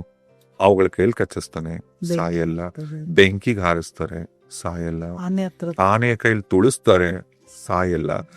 ಏನ್ ಮಾಡಿದ್ರು ಆ ಸಂಸ್ಥಾನ ಅಂದ್ರೆ ಈಗ ಗುರುಕುಲಕ್ಕೆ ಓದಕ್ಕೆ ಅಂತ ಹೋದಂತ ಟೈಮಲ್ಲೂ ಕೂಡ ಪ್ರಹ್ಲಾದ ಆ ರಾಕ್ಷಸರ ಮಕ್ಕಳ ಜೊತೆ ಎಲ್ಲ ಅಲ್ಲಿ ಹರಿನಾಮ ಮಾಡ್ಸಕ್ ಶುರು ಮಾಡ್ತಾರೆ. ಅಲ್ಲಿರೋ ಮಕ್ಕಳಿಗೂ ಕೂಡ. ಕೊನೆಗೆ ಯಾವಾಗಾದ್ರೆ ಹಿರಣ್ಯಕಶಿಪು ಪ್ರಹ್ಲಾದನ ಕೇಳ್ತಾನಲ್ಲ, ಹೌದಾ ನಿನ್ನ ಹರಿ ಎಲ್ಲಾ ಕಡೆ ಇದಾನ, ಹರಿ ಹರಿ ಅಂತಿದ್ಯಲ್ಲ, ಸರಿ ತೋರ್ಸು ಹರಿನ ಅಂತ ಹೇಳಿದಾಗ ಅವರ ಅರಮನೆಯಲ್ಲಿ ಒಂದು ಕಂಬದಲ್ಲಿ ಹರಿನ ತೋರ್ಸು ಅಂದಾಗ ಆಗ ಸಾಕ್ಷಾತ್ ನಾರಾಯಣ ಉಗ್ರ ನರಸಿಂಹನ ಅವತಾರವಾಗಿ ಕಂಬದಿಂದ ಸೀಳಿ ಹೊರಗೆ ಬರೋದು. ಹಿರಣ್ಯಕಶಿಪುನ ಯಾಕೆ ಈಸಿಯಾಗಿ ಸಂಹಾರ ಮಾಡಕ್ಕೆ ಆಗ್ತಿರಲ್ಲ ಅಂದ್ರೆ ಆತ ಒಂದು ವರ ಕೋರಿರ್ತಾನೆ. ಏನು ಅಂದ್ರೆ ಬೆಳಗ್ಗೆನು ಹಗಲಲ್ಲೂ ಸಾಯಿಸಬಾರ್ದು, ಹಗಲಲ್ಲೂ ನನ್ನ ಕೊಲ್ಲಬಾರ್ದು, ರಾತ್ರಿಯಲ್ಲೂ ನನ್ನ ಕೊಲ್ಲಬಾರ್ದು, ಮನೆ ಒಳಗೂ ಕೊಲ್ಲಬಾರ್ದು, ಮನೆ ಹೊರಗೂ ಕೊಲ್ಲಬಾರ್ದು. ಮತ್ ಹೇಗೆ ಅವನ ಅಂತ್ಯ ಆಗೋದು ಹೇಗೆ ನೋಡಿ. ಆಗ ಮಹಾವಿಷ್ಣು ಎಷ್ಟು ಅದ್ಭುತವಾದಂತ ಅವತಾರ ತಾಳಿ ಕಂಬದಿಂದ ಸೀಳಿ ಹೊರಬಂದು ಆ ರಾಕ್ಷಸ ಹಿರಣ್ಯಕಶಿಪುನ ಸಂಜೆ ಗೋಧೂಳಿ ಸಮಯದಲ್ಲಿ, ಈ ಕಡೆ ಕತ್ಲು ಅಲ್ಲ ಬೆಳಕು ಅಲ್ಲ, ಕೊಲ್ಲೋದಿಯಲ್ಲಿ ಮನೆ ಹೊಸ್ಲ ಮೇಲೆ, ಅರಮನೆ ಹೊಸ್ಲಿನ ಒಳಗೂ ಅಲ್ಲ. ಅದು ಅದನ್ನ ಕರಳೆಲ್ಲ ಸೀಳಿ ಘೋರವಾದಂತ ಅವತಾರನ ತಾಳಿ ನರಸಿಂಹ ಹಿರಣ್ಯಕಶಿಪುನ ಕೊಲ್ತಾರೆ. ನೋಡಿ, ವಿಷ್ಣುವಿನ ಸಾಕಷ್ಟು ಅವತಾರಗಳಲ್ಲಿ ಅಥವಾ ಭಗವಂತನ ಸಾಕಷ್ಟು ಅವತಾರಗಳಲ್ಲಿ ಒಬ್ಬ ಭಕ್ತನಿಗೋಸ್ಕರ ವಿಷ್ಣುವಿನ ದಶಾವತಾರಗಳಲ್ಲಿ ಒಂದು ಅವತಾರ ಸಾಕ್ಷಾತ್ ಬರೀ ಒಬ್ಬ ಭಕ್ತನಿಗೋಸ್ಕರ ಸೀರ ವೈಕುಂಠದಿಂದ ಒಂದು ಅವತಾರನ ತಾಳಿದ್ದು ಮಹಾವಿಷ್ಣು. ಅದು ನರಸಿಂಹ ಅವತಾರದಲ್ಲಿ. ನೀವು ಬೇರೆ ಎಲ್ಲ ಅವತಾರಗಳನ್ನ ನೋಡಿ, ಈಗ ನೀವು ತ್ರೇತಾಯುಗ ತಗೊಳ್ಳಿ ಅಥವಾ ದ್ವಾಪರ ಯುಗ ತಗೊಳ್ಳಿ, ಯಾವುದೇ ಯುಗದಲ್ಲಾಗ್ಲಿ ರಾಕ್ಷಸರನ್ನ ಕೊಲ್ಲಬೇಕು ಅಂತ ಭಗವಂತ ಅವತಾರ ಎತ್ತು ಬರ್ತಿದ್ದ. ಈಗ ರಾವಣನ ಸಂಹಾರಕ್ಕೋಸ್ಕರ ಶ್ರೀರಾಮಚಂದ್ರ, ಈಗ ಕೌರವರ ಸಂಹಾರಕ್ಕೋಸ್ಕರ ಕಂಸನ್ನ ಕೊಲ್ಲಕ್ಕೆ ಶ್ರೀಕೃಷ್ಣ ಪರಮಾತ್ಮ. ಹೀಗೆ ಆದ್ರೆ ಒಬ್ಬ ಭಕ್ತನ್ನ ಅನುಗ್ರಹಿಸಕ್ಕೆ ಭಕ್ತನಿಗೋಸ್ಕರನೇ ಒಂದು ಅವತಾರ ಎತ್ತಿ ಬಂದಿದ್ದು ಅದು ಕೃತಯುಗದಲ್ಲಿ. ಅದಕ್ಕೆ ನರಸಿಂಹಸ್ವಾಮಿನ ಅಷ್ಟು ಪವರ್ಫುಲ್ ಅಂತ ಹೇಳ್ತಾರೆ. ಆ ಉಗ್ರ ನರಸಿಂಹ ಏನಿರ್ತಲ್ಲ, ನರಸಿಂಹನ ನೋಡಿದ ತಕ್ಷಣ ಹಿರಣ್ಯಕಶಿಪು ತನ್ನ ತಂದೆ ಅಂತ್ಯ ಆಗತ್ತೆ, ಮಗ ಪ್ರಹ್ಲಾದ, ಭಕ್ತ ಪ್ರಹ್ಲಾದ ಹರಿ ಪ್ರತ್ಯಕ್ಷ ಆದ ತಕ್ಷಣ ಮಹಾವಿಷ್ಣುವಿನ ಆ ರೂಪನ ಕಂಡು ಏನು ಮಾತಾಡಲ್ಲ, ಹಿಂಗೆ ನೋಡ್ತಿರ್ತಾನೆ. ಒಂದು ಚೂರು ಕೂಡ ಭಯ ಆಗಲ್ಲ. ಆತನ ಭಕ್ತಿ ಮುಂದೆ ಭಗವಂತ ನರಸಿಂಹಸ್ವಾಮಿ ಆಗ ಪ್ರಹ್ಲಾದನಿಗೆ ಕೇಳ್ತಾರಂತ, ಸರಿಯಪ್ಪ ನಾನು ಯಾವ ಥರ ಎತ್ತು ಬಂದಿದ್ದೀನಿ, ಈ ರಾಕ್ಷಸನ ಸಂಹಾರ ಕೂಡ ಆಯಿತು, ಈಗ ನಿನಗೇನು ಬೇಕು ಹೇಳು, ಮೋಕ್ಷ ಕೊಡ್ಲಾ, ನನ್ನಲ್ಲೇ ಬಂದು ಐಕ್ಯ ಆಗ್ತೀಯ ನೀನು, ಏನ್ ವರ ಬೇಕು ಏನಿಗೆ ಅಂತ, ಅಥವಾ ಮೋಕ್ಷ ಕೊಡ್ತೀನಿ ಬಂದ್ಬಿಡು ನನ್ನಲ್ಲಿ. ಆಗ ಪ್ರಹ್ಲಾದ ಹೇಳ್ತಾರಂತೆ, ಇಲ್ಲ ಇಲ್ಲ ಇಲ್ಲ, ಬೇಡ ಬೇಡ ಬೇಡ, ನಾನು ಮಾಡೋದ್ ಕೆಲಸ ಇನ್ನೂ ಇದೆ, ಬೇಕಾದಾಗ ನಾನೇ ಕೇಳ್ತೀನಿ ಅಂತಂದ್ಬಿಟ್ಟು. ಈಗ ಉದಾಹರಣೆಗೆ ನಿಮ್ಮ ಮನೆಗೆ ಯಾರೋ ನೆಂಟರು ಬಂದಿದ್ದಾರೆ, ನೀವು ಹೋಗೋ ಟೈಮಲ್ಲಿ ದುಡ್ಡು ಬೇಕಾ ಅಂತೇನೋ ಅವ್ರಿಗೆ ಕೊಡ್ತಿರಬಲ್ಲ ಅಂತ ಅವರು ಕೆಲವರು ಬುದ್ಧಿವಂತರಾದ್ರೆ ಇಸ್ಕೊಂಡ್, ಇನ್ ಕೆಲವರು ಹೇಳ್ತಾರೆ ಏನದು ಬುದ್ಧಿವಂತರಲ್ಲ, ಆಸೆ ಇರೋರು, ಆಸೆ ಇರೋರು. ದುರಾಸೆ ಇರೋರು. ಇನ್ ಕೆಲವರು ಹೇಳ್ತಾರೆ ಇಲ್ಲ ಟೈಮ್ ಬರ್ಲಿ, ಟೈಮ್ ಅಥವಾ ಬೇಕಾದಾಗ ಟೈಮ್ ಇಸ್ಕೊತೀನಿ. ಬಂದ್ರೆ ಕೇಳ್ತೀವಿ. ಇಲ್ಲಿ ಪ್ರಹ್ಲಾದ ಕೂಡ ಮಾಡಿದ್ದು ಅದೇ ಕೆಲಸನೇ. ಏನು ಅಂದ್ರೆ ಟೈಮ್ ಬರ್ಲಿ ಅಲ್ಲ, ಅಂದ್ರೆ ನನ್ಗೆ ಆ ಸಮಯ ಬಂದಾಗ ನನಗೆ ಆ ಸಮಯ ಕೇಳ್ತೀನಿ. ಬಂದಾಗ ನಾನೇ ಕೇಳ್ತೀನಿ ಅಂತ ಅಂದ್ಬಿಟ್ಟು. ಸರಿ, ಹಾಗೆ ಭಕ್ತ ಪ್ರಹ್ಲಾದ ಅಲ್ಲೇ ಇದ್ದಂತ ಟೈಮ್ ಅಂದ್ರೆ ಆ ಸತ್ಯಯುಗದಲ್ಲೇ, ಪೃಥ್ವಿಯುಗದಲ್ಲೇ ಒಂದ್ಸಾರಿ ಅದೇ ಟೈಮಲ್ಲಿ ಬದ್ರಿನಾರಾಯಣ ದೇವಸ್ಥಾನ ಅಂದ್ರೆ ಅಲ್ಲಿಗೆ ಹೋಗಿ ಬದ್ರಿಲಿ ನಾರಾಯಣನ ಹತ್ರ ಕೇಳ್ತಾನೆ ಪ್ರಹ್ಲಾದ. ಏನು ಅಂದ್ರೆ, ನನಗೆ ಒಬ್ಬ ಸಾಧಕನಾಗಿ ನಾನು ಹೊರ ಹೊಮ್ಮಬೇಕು, ನಾನು ಕಲಿಯುಗದಲ್ಲಿ ಹುಟ್ಟಬೇಕು, ಬಟ್ ಸಾಧಕನಾಗಿ ಹುಟ್ಟಬೇಕು, ಸಾಧಕನಾಗಿ ಹುಟ್ಟಬೇಕು, ಎಷ್ಟೋ ಜನಕ್ಕೆ ನನ್ನಿಂದ ಒಳ್ಳೇದಾಗ್ತದೆ, ನಾನು ಒಳ್ಳೇದಾಗ್ಬೇಕು, ಮುಕ್ತಿ ಕೊಡಬೇಕು, ಅವರ ಕರ್ಮಗಳನ್ನ ಕಳಿಬೇಕು, ಅವರಿಗೆ ನಾನು ಅಂತ ಇರಬೇಕು, ನಾನು ಅವರೆಲ್ಲರ ಸೇವೆ ಮಾಡಬೇಕು ಅಂತ ಪ್ರಹ್ಲಾದ ಆಗ ಲಕ್ಷ್ಮೀ ಅಲ್ಲಿ ನಾರಾಯಣನ ಹತ್ರ ಕೇಳ್ತಾನೆ ಬದ್ರಿಲಿ. ಅದ್ರಲ್ಲಿ ಆಗ ಬದ್ರಿಲಿ ನಾರಾಯಣು ತಥಾಸ್ತು ಅಂತ ಅಂತಾರೆ. ಎಲ್ಲರೂ ಮೋಕ್ಷ ಸಿಕ್ಕಿದ್ರೆ ಸಾಕು ಅನ್ಕೊಳ್ಳೋ ಟೈಮಲ್ಲಿ ಭಕ್ತ ಪ್ರಹ್ಲಾದ ಎಂಥದ್ದೊಂದು ಕೇಳಿರೋದಲ್ಲ, ಅಂದ್ರೆ ಇನ್ನೂ ಸೇವೆ ಮಾಡ್ಬೇಕು, ಸೇವೆ ಮಾಡಬೇಕು ಅಂತ ಅವಾಗ ಕೇಳಿರ್ತಾರೆ. ಆಯ್ತಾ, ಈ ಕೃತಯುಗ ಮುಗೀತು, ಸತ್ಯಯುಗ. ನಂತರದಲ್ಲಿ ತ್ರೇತಾಯುಗದಲ್ಲಿ ಶ್ರೀರಾಮಚಂದ್ರ, ಸೀತಾಮಾತೆ, ಆ ಕಥೆ ಎಲ್ಲ ನಿಮಗೆ ಗೊತ್ತಲ್ಲ, ಅರಣ್ಯವಾಸ ನಡೆಯತ್ತೆ, ರಾವಣ ಸೀತಾಪಹರಣ ಆಗತ್ತೆ, ಇದೆಲ್ಲ. ಇದೇ ರಾಮಾಯಣದಲ್ಲಿ ರಾವಣನ ತಮ್ಮ ಇರ್ತಾನೆ ವಿಭೀಷಣ ಅಂತ. ಚಿರಂಜೀವಿಗಳಲ್ಲಿ ಆತ ಕೂಡ ಒಬ್ಬ. ಆತ ಇಂದಿಗೂ ಬದುಕಿದ್ದಾರೆ ಅಂತ ಹೇಳ್ತಾರೆ. ವಿಭೀಷಣನ ಒಂದು ರೂಪ ಅಂದ್ರೆ ಭಕ್ತ ಪ್ರಹ್ಲಾದನ ಇನ್ನೊಂದು ರೂಪ ವಿಭೀಷಣ ಅಂತ ಕೂಡ ಅಂತಾರೆ ತ್ರೇತಾಯುಗದಲ್ಲಿ. ಹಾಗಾಗಿ ಅವ್ರು ರಾಮನಿಗೆ ಹೆಲ್ಪ್ ಮಾಡಿದ್ರು ಅಂತ ಅದೊಂದು ಹೇಳ್ತಾರೆ. ನಂತರದ್ದು ದ್ವಾಪರಯುಗದಲ್ಲಿ ಪ್ರಹ್ಲಾದ ಸತ್ಯಯುಗದಲ್ಲಿ, ನಂತರ ತ್ರೇತಾಯುಗದಲ್ಲಿ ವಿಭೀಷಣ ಆದ್ರೂ ಕೂಡ ಅಂತ ಹೇಳ್ತಾರೆ. ನಂತರ ದ್ವಾಪರಯುಗದಲ್ಲಿ ಇದೇ ಪ್ರಹ್ಲಾದ ಇನ್ನೊಂದು ಅವತಾರನ ತಾಳ್ತಾರೆ, ಒಬ್ಬ ಮಹಾರಾಜನಾಗಿ ಹುಟ್ಟಿರ್ತಾರೆ. ಆ ಮಹಾರಾಜನ ಹೆಸರೇ ಬಗ್ಲೀಕ ಅಂತ. ಆ ಮಹಾರಾಜ ಎಷ್ಟು ಸತ್ಯವಂತ, ಎಷ್ಟು ಧರ್ಮವಂತ ಅಂದ್ರೆ ಆತ ಶ್ರೀಕೃಷ್ಣ ಪರಮಾತ್ಮನ ಭಕ್ತ. ಹೇಗೆ ಅಂದ್ರೆ ಆ ದ್ವಾಪರಯುಗದಲ್ಲಿ ಒಂದ್ಸಾರಿ ಶ್ರೀಕೃಷ್ಣ ಪರಮಾತ್ಮನ ತನ್ನ ಅರಮನೆಗೆ ಆಹ್ವಾನಿಸ್ತಾನೆ. ಶ್ರೀಕೃಷ್ಣ ಪರಮಾತ್ಮ ಇವರ ಅರಮನೆಗೆ ಭೇಟಿ ಕೊಡತಕ್ಕಂಥ ಸಂದರ್ಭದಲ್ಲಿ, ಈಗ ಜನರಲ್ ಆಗಿ ಏನ್ ಮಾಡ್ತಾರೆ, ಗೆಸ್ಟ್ಗಳೆಲ್ಲ ಬಂದಾಗ, ಸ್ಪೆಷಲ್ BAPsನ ಕರೆದಾಗ ಈಗ ಹೂವಿನ ಹಾಸಿಗೆ ಹಾಕ್ಬಿಟ್ಟು ಆಸ್ತಾರೆ. ಆದ್ರೆ ಆತ ಶ್ರೀಕೃಷ್ಣ ಪರಮಾತ್ಮ ನಡ್ಕೊಂಡ್ ಬರ್ಬೇಕಂದ್ರೆ ರಸ್ತೆ ಪೂರ್ತಿ ಬಂಗಾರದಲ್ಲಿ ಮಾಡಿಸಿದ್ನಂತ. ಶ್ರೀಕೃಷ್ಣ ಪರಮಾತ್ಮ ಅಂದ್ರೆ ಅಷ್ಟು ಪ್ರಾಣ. ಶ್ರೀಕೃಷ್ಣನೇ ಆರಾಧ್ಯ ದೈವ ಈತನಿಗೆ. ಆದ್ರೆ ಈ ಬಹ್ಲೀಕ ಮಹಾರಾಜನಿಗೆ ಒಂದು ಪರಿಸ್ಥಿತಿ, ಒಂದು ಕಠಿಣವಾದಂತ ಒಂದು ಪರೀಕ್ಷೆ ಎದುರಾಗತ್ತೆ. ಅದೇನು ಅಂದ್ರೆ ಆತ ಪಾಂಡವರ ವಿರುದ್ಧವಾಗಿ ಯುದ್ಧನ ಮಾಡಬೇಕಾದಂತ ಸಂದರ್ಭ ಬರುತ್ತೆ. ಪಾಂಡವರ ವಿರುದ್ಧವಾಗಿ ಯುದ್ಧನ ಮಾಡ್ಬೇಕು. ಬಟ್ ಪಾಂಡವರ ಜೊತೆ ಇದ್ರು ಅಂತದ್ದೇ ಕೃಷ್ಣ ಅಲ್ವಾ? ಕೃಷ್ಣ ತನ್ನ ದೇವರು, ಮತ್ತೆ ಏನ್ ಮಾಡೋದು ಈಗ? ವಿರುದ್ಧವಾಗಿ ಏನ್ ಮಾಡೋದು ಈಗ? ಆದ್ರೆ ಆಗ ಬಹ್ಲೀಕ ಮಹಾರಾಜ ಯೋಚನೆ ಮಾಡ್ತಾನೆ, ಆಯ್ತು ಯುದ್ಧ ಮಾಡ್ತೀನಿ ಪಾಂಡವ್ರ ಕೈಯಲ್ಲಿ, ಆದ್ರೆ ಒಂದ್ ಆಸೆ ಏನು ಅಂದ್ರೆ ನನಗೆ ಭೀಮನ ಕೈಯಲ್ಲಿ ನಾನು ಕೊನೆ ಆಗ್ಬೇಕು. ಭೀಮನ ಕೈಯಲ್ಲಿ ಯುದ್ಧ ಮಾಡ್ತೀವಿ. ಅದ್ರ ಹಿಂದೇನಾದ್ರೂ ರೀಸನ್ ಇದೆಯಾ ಅಥವಾ ಜಸ್ಟ್ ಅದೊಂದು ಆಸೆ ಆಗಿರುತ್ತೆ? ಖಂಡಿತ ರೀಸನ್ ಇದೆ. ಇವ್ರದೊಂದು ಆಸೆ ಆಗಿರುತ್ತೆ, ಏನು ಅಂದ್ರೆ ಯುದ್ಧದಲ್ಲಿ ನಾನು ಭೀಮನ ಕೈಯಲ್ಲೇ ನನ್ನ ಕೊನೆ ಆಗ್ಬೇಕು ಅಂತಂದ್ಬಿಟ್ಟು. ಆದ್ರೆ ಭೀಮ ಒಪ್ಪಲ್ಲ ಯುದ್ಧ ಮಾಡಕ್ಕೆ. ಕಾರಣ ಏನು ಅಂದ್ರೆ, ಶ್ರೀಕೃಷ್ಣನ ಭಕ್ತನಪ್ಪ ನೀನು, ನಾನು ಹೆಂಗ್ ನಿನ್ ಮೇಲೆ ಯುದ್ಧ ಮಾಡ್ಲಿ ಅಂತ. ಅದು ನೋಡಿ ಪರಿಸ್ಥಿತಿ ಹೆಂಗಿದೆ ಅಂತ. ಆಗ ಬಹ್ಲೀಕ ರಿಕ್ವೆಸ್ಟ್ ಮಾಡ್ಕೋತಾರೆ, ಇಲ್ಲ ನನಗೆ ನೀನು ಮೋಕ್ಷ ಕೊಡು, ಈ ಜನ್ಮ ಈ ದೇಹ ಬಿಡಬೇಕು ನಾನು, ಅದು ಸಾಧ್ಯವಾಗೋದು ನಿನ್ನಿಂದಾನೇ ಕೊನೆ ಆಗ್ಬೇಕು ಅಂತ. ಬಿಕಾಸ್ ಯಾಕೆ ಭೀಮನಿಂದ ಅಂದ್ರೆ ನೀನು ವಾಯುದೇವರ ಅಂಶ ಅಂತ. ಕೊನೆಗೆ ಭೀಮ ಯುದ್ಧ ಮಾಡಕ್ಕೆ ರೆಡಿ ಆಗ್ತಾನೆ. ಅಲ್ಲಿ ಒಂದು ಕಂಡೀಷನ್ ಇಡ್ತಾನೆ ಭೀಮ, ಅದೇನು ಅಂದ್ರೆ ನನ್ನ ಒಂದು ಭೀಮನ ಗದೆ ಅಂದ್ರೆ ಹೇಳ್ಬೇಕಾ, ಆ ಗದೆಯಿಂದ ಮೃದುವಾಗಿ ಸುಮ್ಮನೆ ಮುಟ್ಟಿಸ್ತೀನಿ ಅಷ್ಟೇ ಅಂತಂದ್ಬಿಟ್ಟು. ಅದಕ್ಕಿಂತ ಮುಂಚೆ ನಾನ್ ಯುದ್ಧ ಮಾಡಲ್ಲ, ನಾನ್ ಮೊದ್ಲು ಗದೆ ತಗೊಂಡು ನೀನು ಹೊಡಿಯಲ್ಲ, ನೀನ್ ನನಗೆ ಹೊಡಿಬೇಕು ಫಸ್ಟ್, ಆಮೇಲೆ ನಾನು ನಿನಗೆ ಹೊಡಿತೀನಿ ಅಂತ ಅಂದ್ಬಿಟ್ಟು ಯುದ್ಧ ಶುರು ಆಗತ್ತೆ. ಸುಮ್ನೆ ಬಹಲಿಕ ಮುಟ್ಟಿಸ್ತಾರಷ್ಟೇ. ಭೀಮನ ಗದೆಯಿಂದ ಬಹಲಿಕನ ವಧೆ ಆಗತ್ತೆ. ದೇಹನ ಸಂತೋಷವಾಗಿ ತ್ಯಜಿಸ್ತಾರೆ ಬಹಲಿಕ. ಸೊ ಅದೇ ಬಹಲಿಕ ದ್ವಾಪರ ಯುಗದಲ್ಲಿ ಬಹಲಿಕನ ಆರೋಪನ ಮುಗಿಸಿ ನೆಕ್ಸ್ಟ್ ಕಲಿಯುಗದಲ್ಲಿ ಹುಟ್ಟೋದೇನೆ ವ್ಯಾಸತೀರ್ಥರಾಗಿ. ವ್ಯಾಸತೀರ್ಥರಾಗಿ ಹುಟ್ಟುತ್ತಾರೆ. ವ್ಯಾಸತೀರ್ಥರು ಕಲಿಯುಗದಲ್ಲಿ ನಮ್ಮ ವಿಜಯನಗರ ಸಾಮ್ರಾಜ್ಯದ ಮಹಾರಾಜರಾಗಿದ್ದಂತ ಶ್ರೀಕೃಷ್ಣ ದೇವರಾಯರ್ ಇವರಿಗೆ ಮಾರ್ಗದರ್ಶಕರಾಗಿರ್ತಾರೆ. ಜೊತೆಗೆ ಈ ವ್ಯಾಸತೀರ್ಥರ ಇವರ ಕಾಲಘಟ್ಟದಲ್ಲೇ ಕನಕದಾಸರು, ಪುರಂದರದಾಸರು ಇವರೆಲ್ಲ ನಮಗೆ ನೋಡುವಂತ ಸೌಭಾಗ್ಯ ಸಿಗೋದು. ಅವರೆಲ್ಲರೂ ವ್ಯಾಸತೀರ್ಥರ ಶಿಷ್ಯನರಾಗಿರ್ತಾರೆ. ಪುರಂದರದಾಸರು, ಕನಕದಾಸರು ಅಂತಕ್ಕಂಥ ಅಮೂಲ್ಯ ರತ್ನಗಳನ್ನ ನೀಡಿದಂತ ಹಿರಿಮೆ ವ್ಯಾಸರಾಜ ತೀರ್ಥರ್ದು. ಹರಿದಾಸ ಸಾಹಿತ್ಯಕ್ಕೆ, ವಿಕಾಸಕ್ಕೆ ಅಪಾರವಾದಂತ ಸೇವೆನ ಸಲ್ಲಿಸಿದವರು ಇವರು. ಎಲ್ಲರಿಗಿಂತ ಮಿಗಿಲಾಗಿ ಇವರು ಹರಿ ಮತ್ತೆ ವಾಯುದೇವರ ಭಕ್ತರಾಗಿರ್ತಾರೆ. ಯಂತ್ರೋದ್ಧಾರಕ ಹನುಮಂತ ದೇವಸ್ಥಾನ ಸೇರಿದಂತೆ ಹಂಪಿಲಿರ್ತಕ್ಕಂಥ ಪ್ರಸಿದ್ಧವಾದಂತ ಆ ದೇವಾಲಯ ಸೇರಿಸಿದಂತೆ ಒಟ್ಟು 732 ಹನುಮಂತನ ದೇವಸ್ಥಾನಗಳನ್ನ ಕೂಡ ನಿರ್ಮಿಸ್ತಾರೆ ಇವರೇ. ನಮ್ಮ ಬೆಂಗಳೂರಲ್ಲೂ ಕೂಡ 2 ಕಡೆ ದೇವಾಲಯ ಇದೆ ಅಂತ. ಇನ್ಫ್ಯಾಕ್ಟ್ ಗಾಳಿ ಆಂಜನೇಯ ಸ್ವಾಮಿ ದೇವಸ್ಥಾನ ಕೂಡ ಇವರೇ ನಿರ್ಮಿಸಿದ್ದು ಅಂತ ಒಂದು ಕತೆ. ಹೌದಾ? ವಿಜಯನಗರ ಹತ್ರ ಗಾಳಿ ಆಂಜನೇಯ ಇಲ್ಲಿ ಇದೇ ವಿಜಯ. ನಾನು ಆ ವಿಜಯನಗರ ಅನ್ಕೋ ಬ್ಯಾಂಗ್ಳೂರ್ ವಿಜಯ ವ್ಯಾಸತೀರ್ಥರ ಕಾಲದಲ್ಲೇ ನಿರ್ಮಾಣವಾದಿದ್ದು ಅಂತ ಹೇಳ್ತಾರೆ.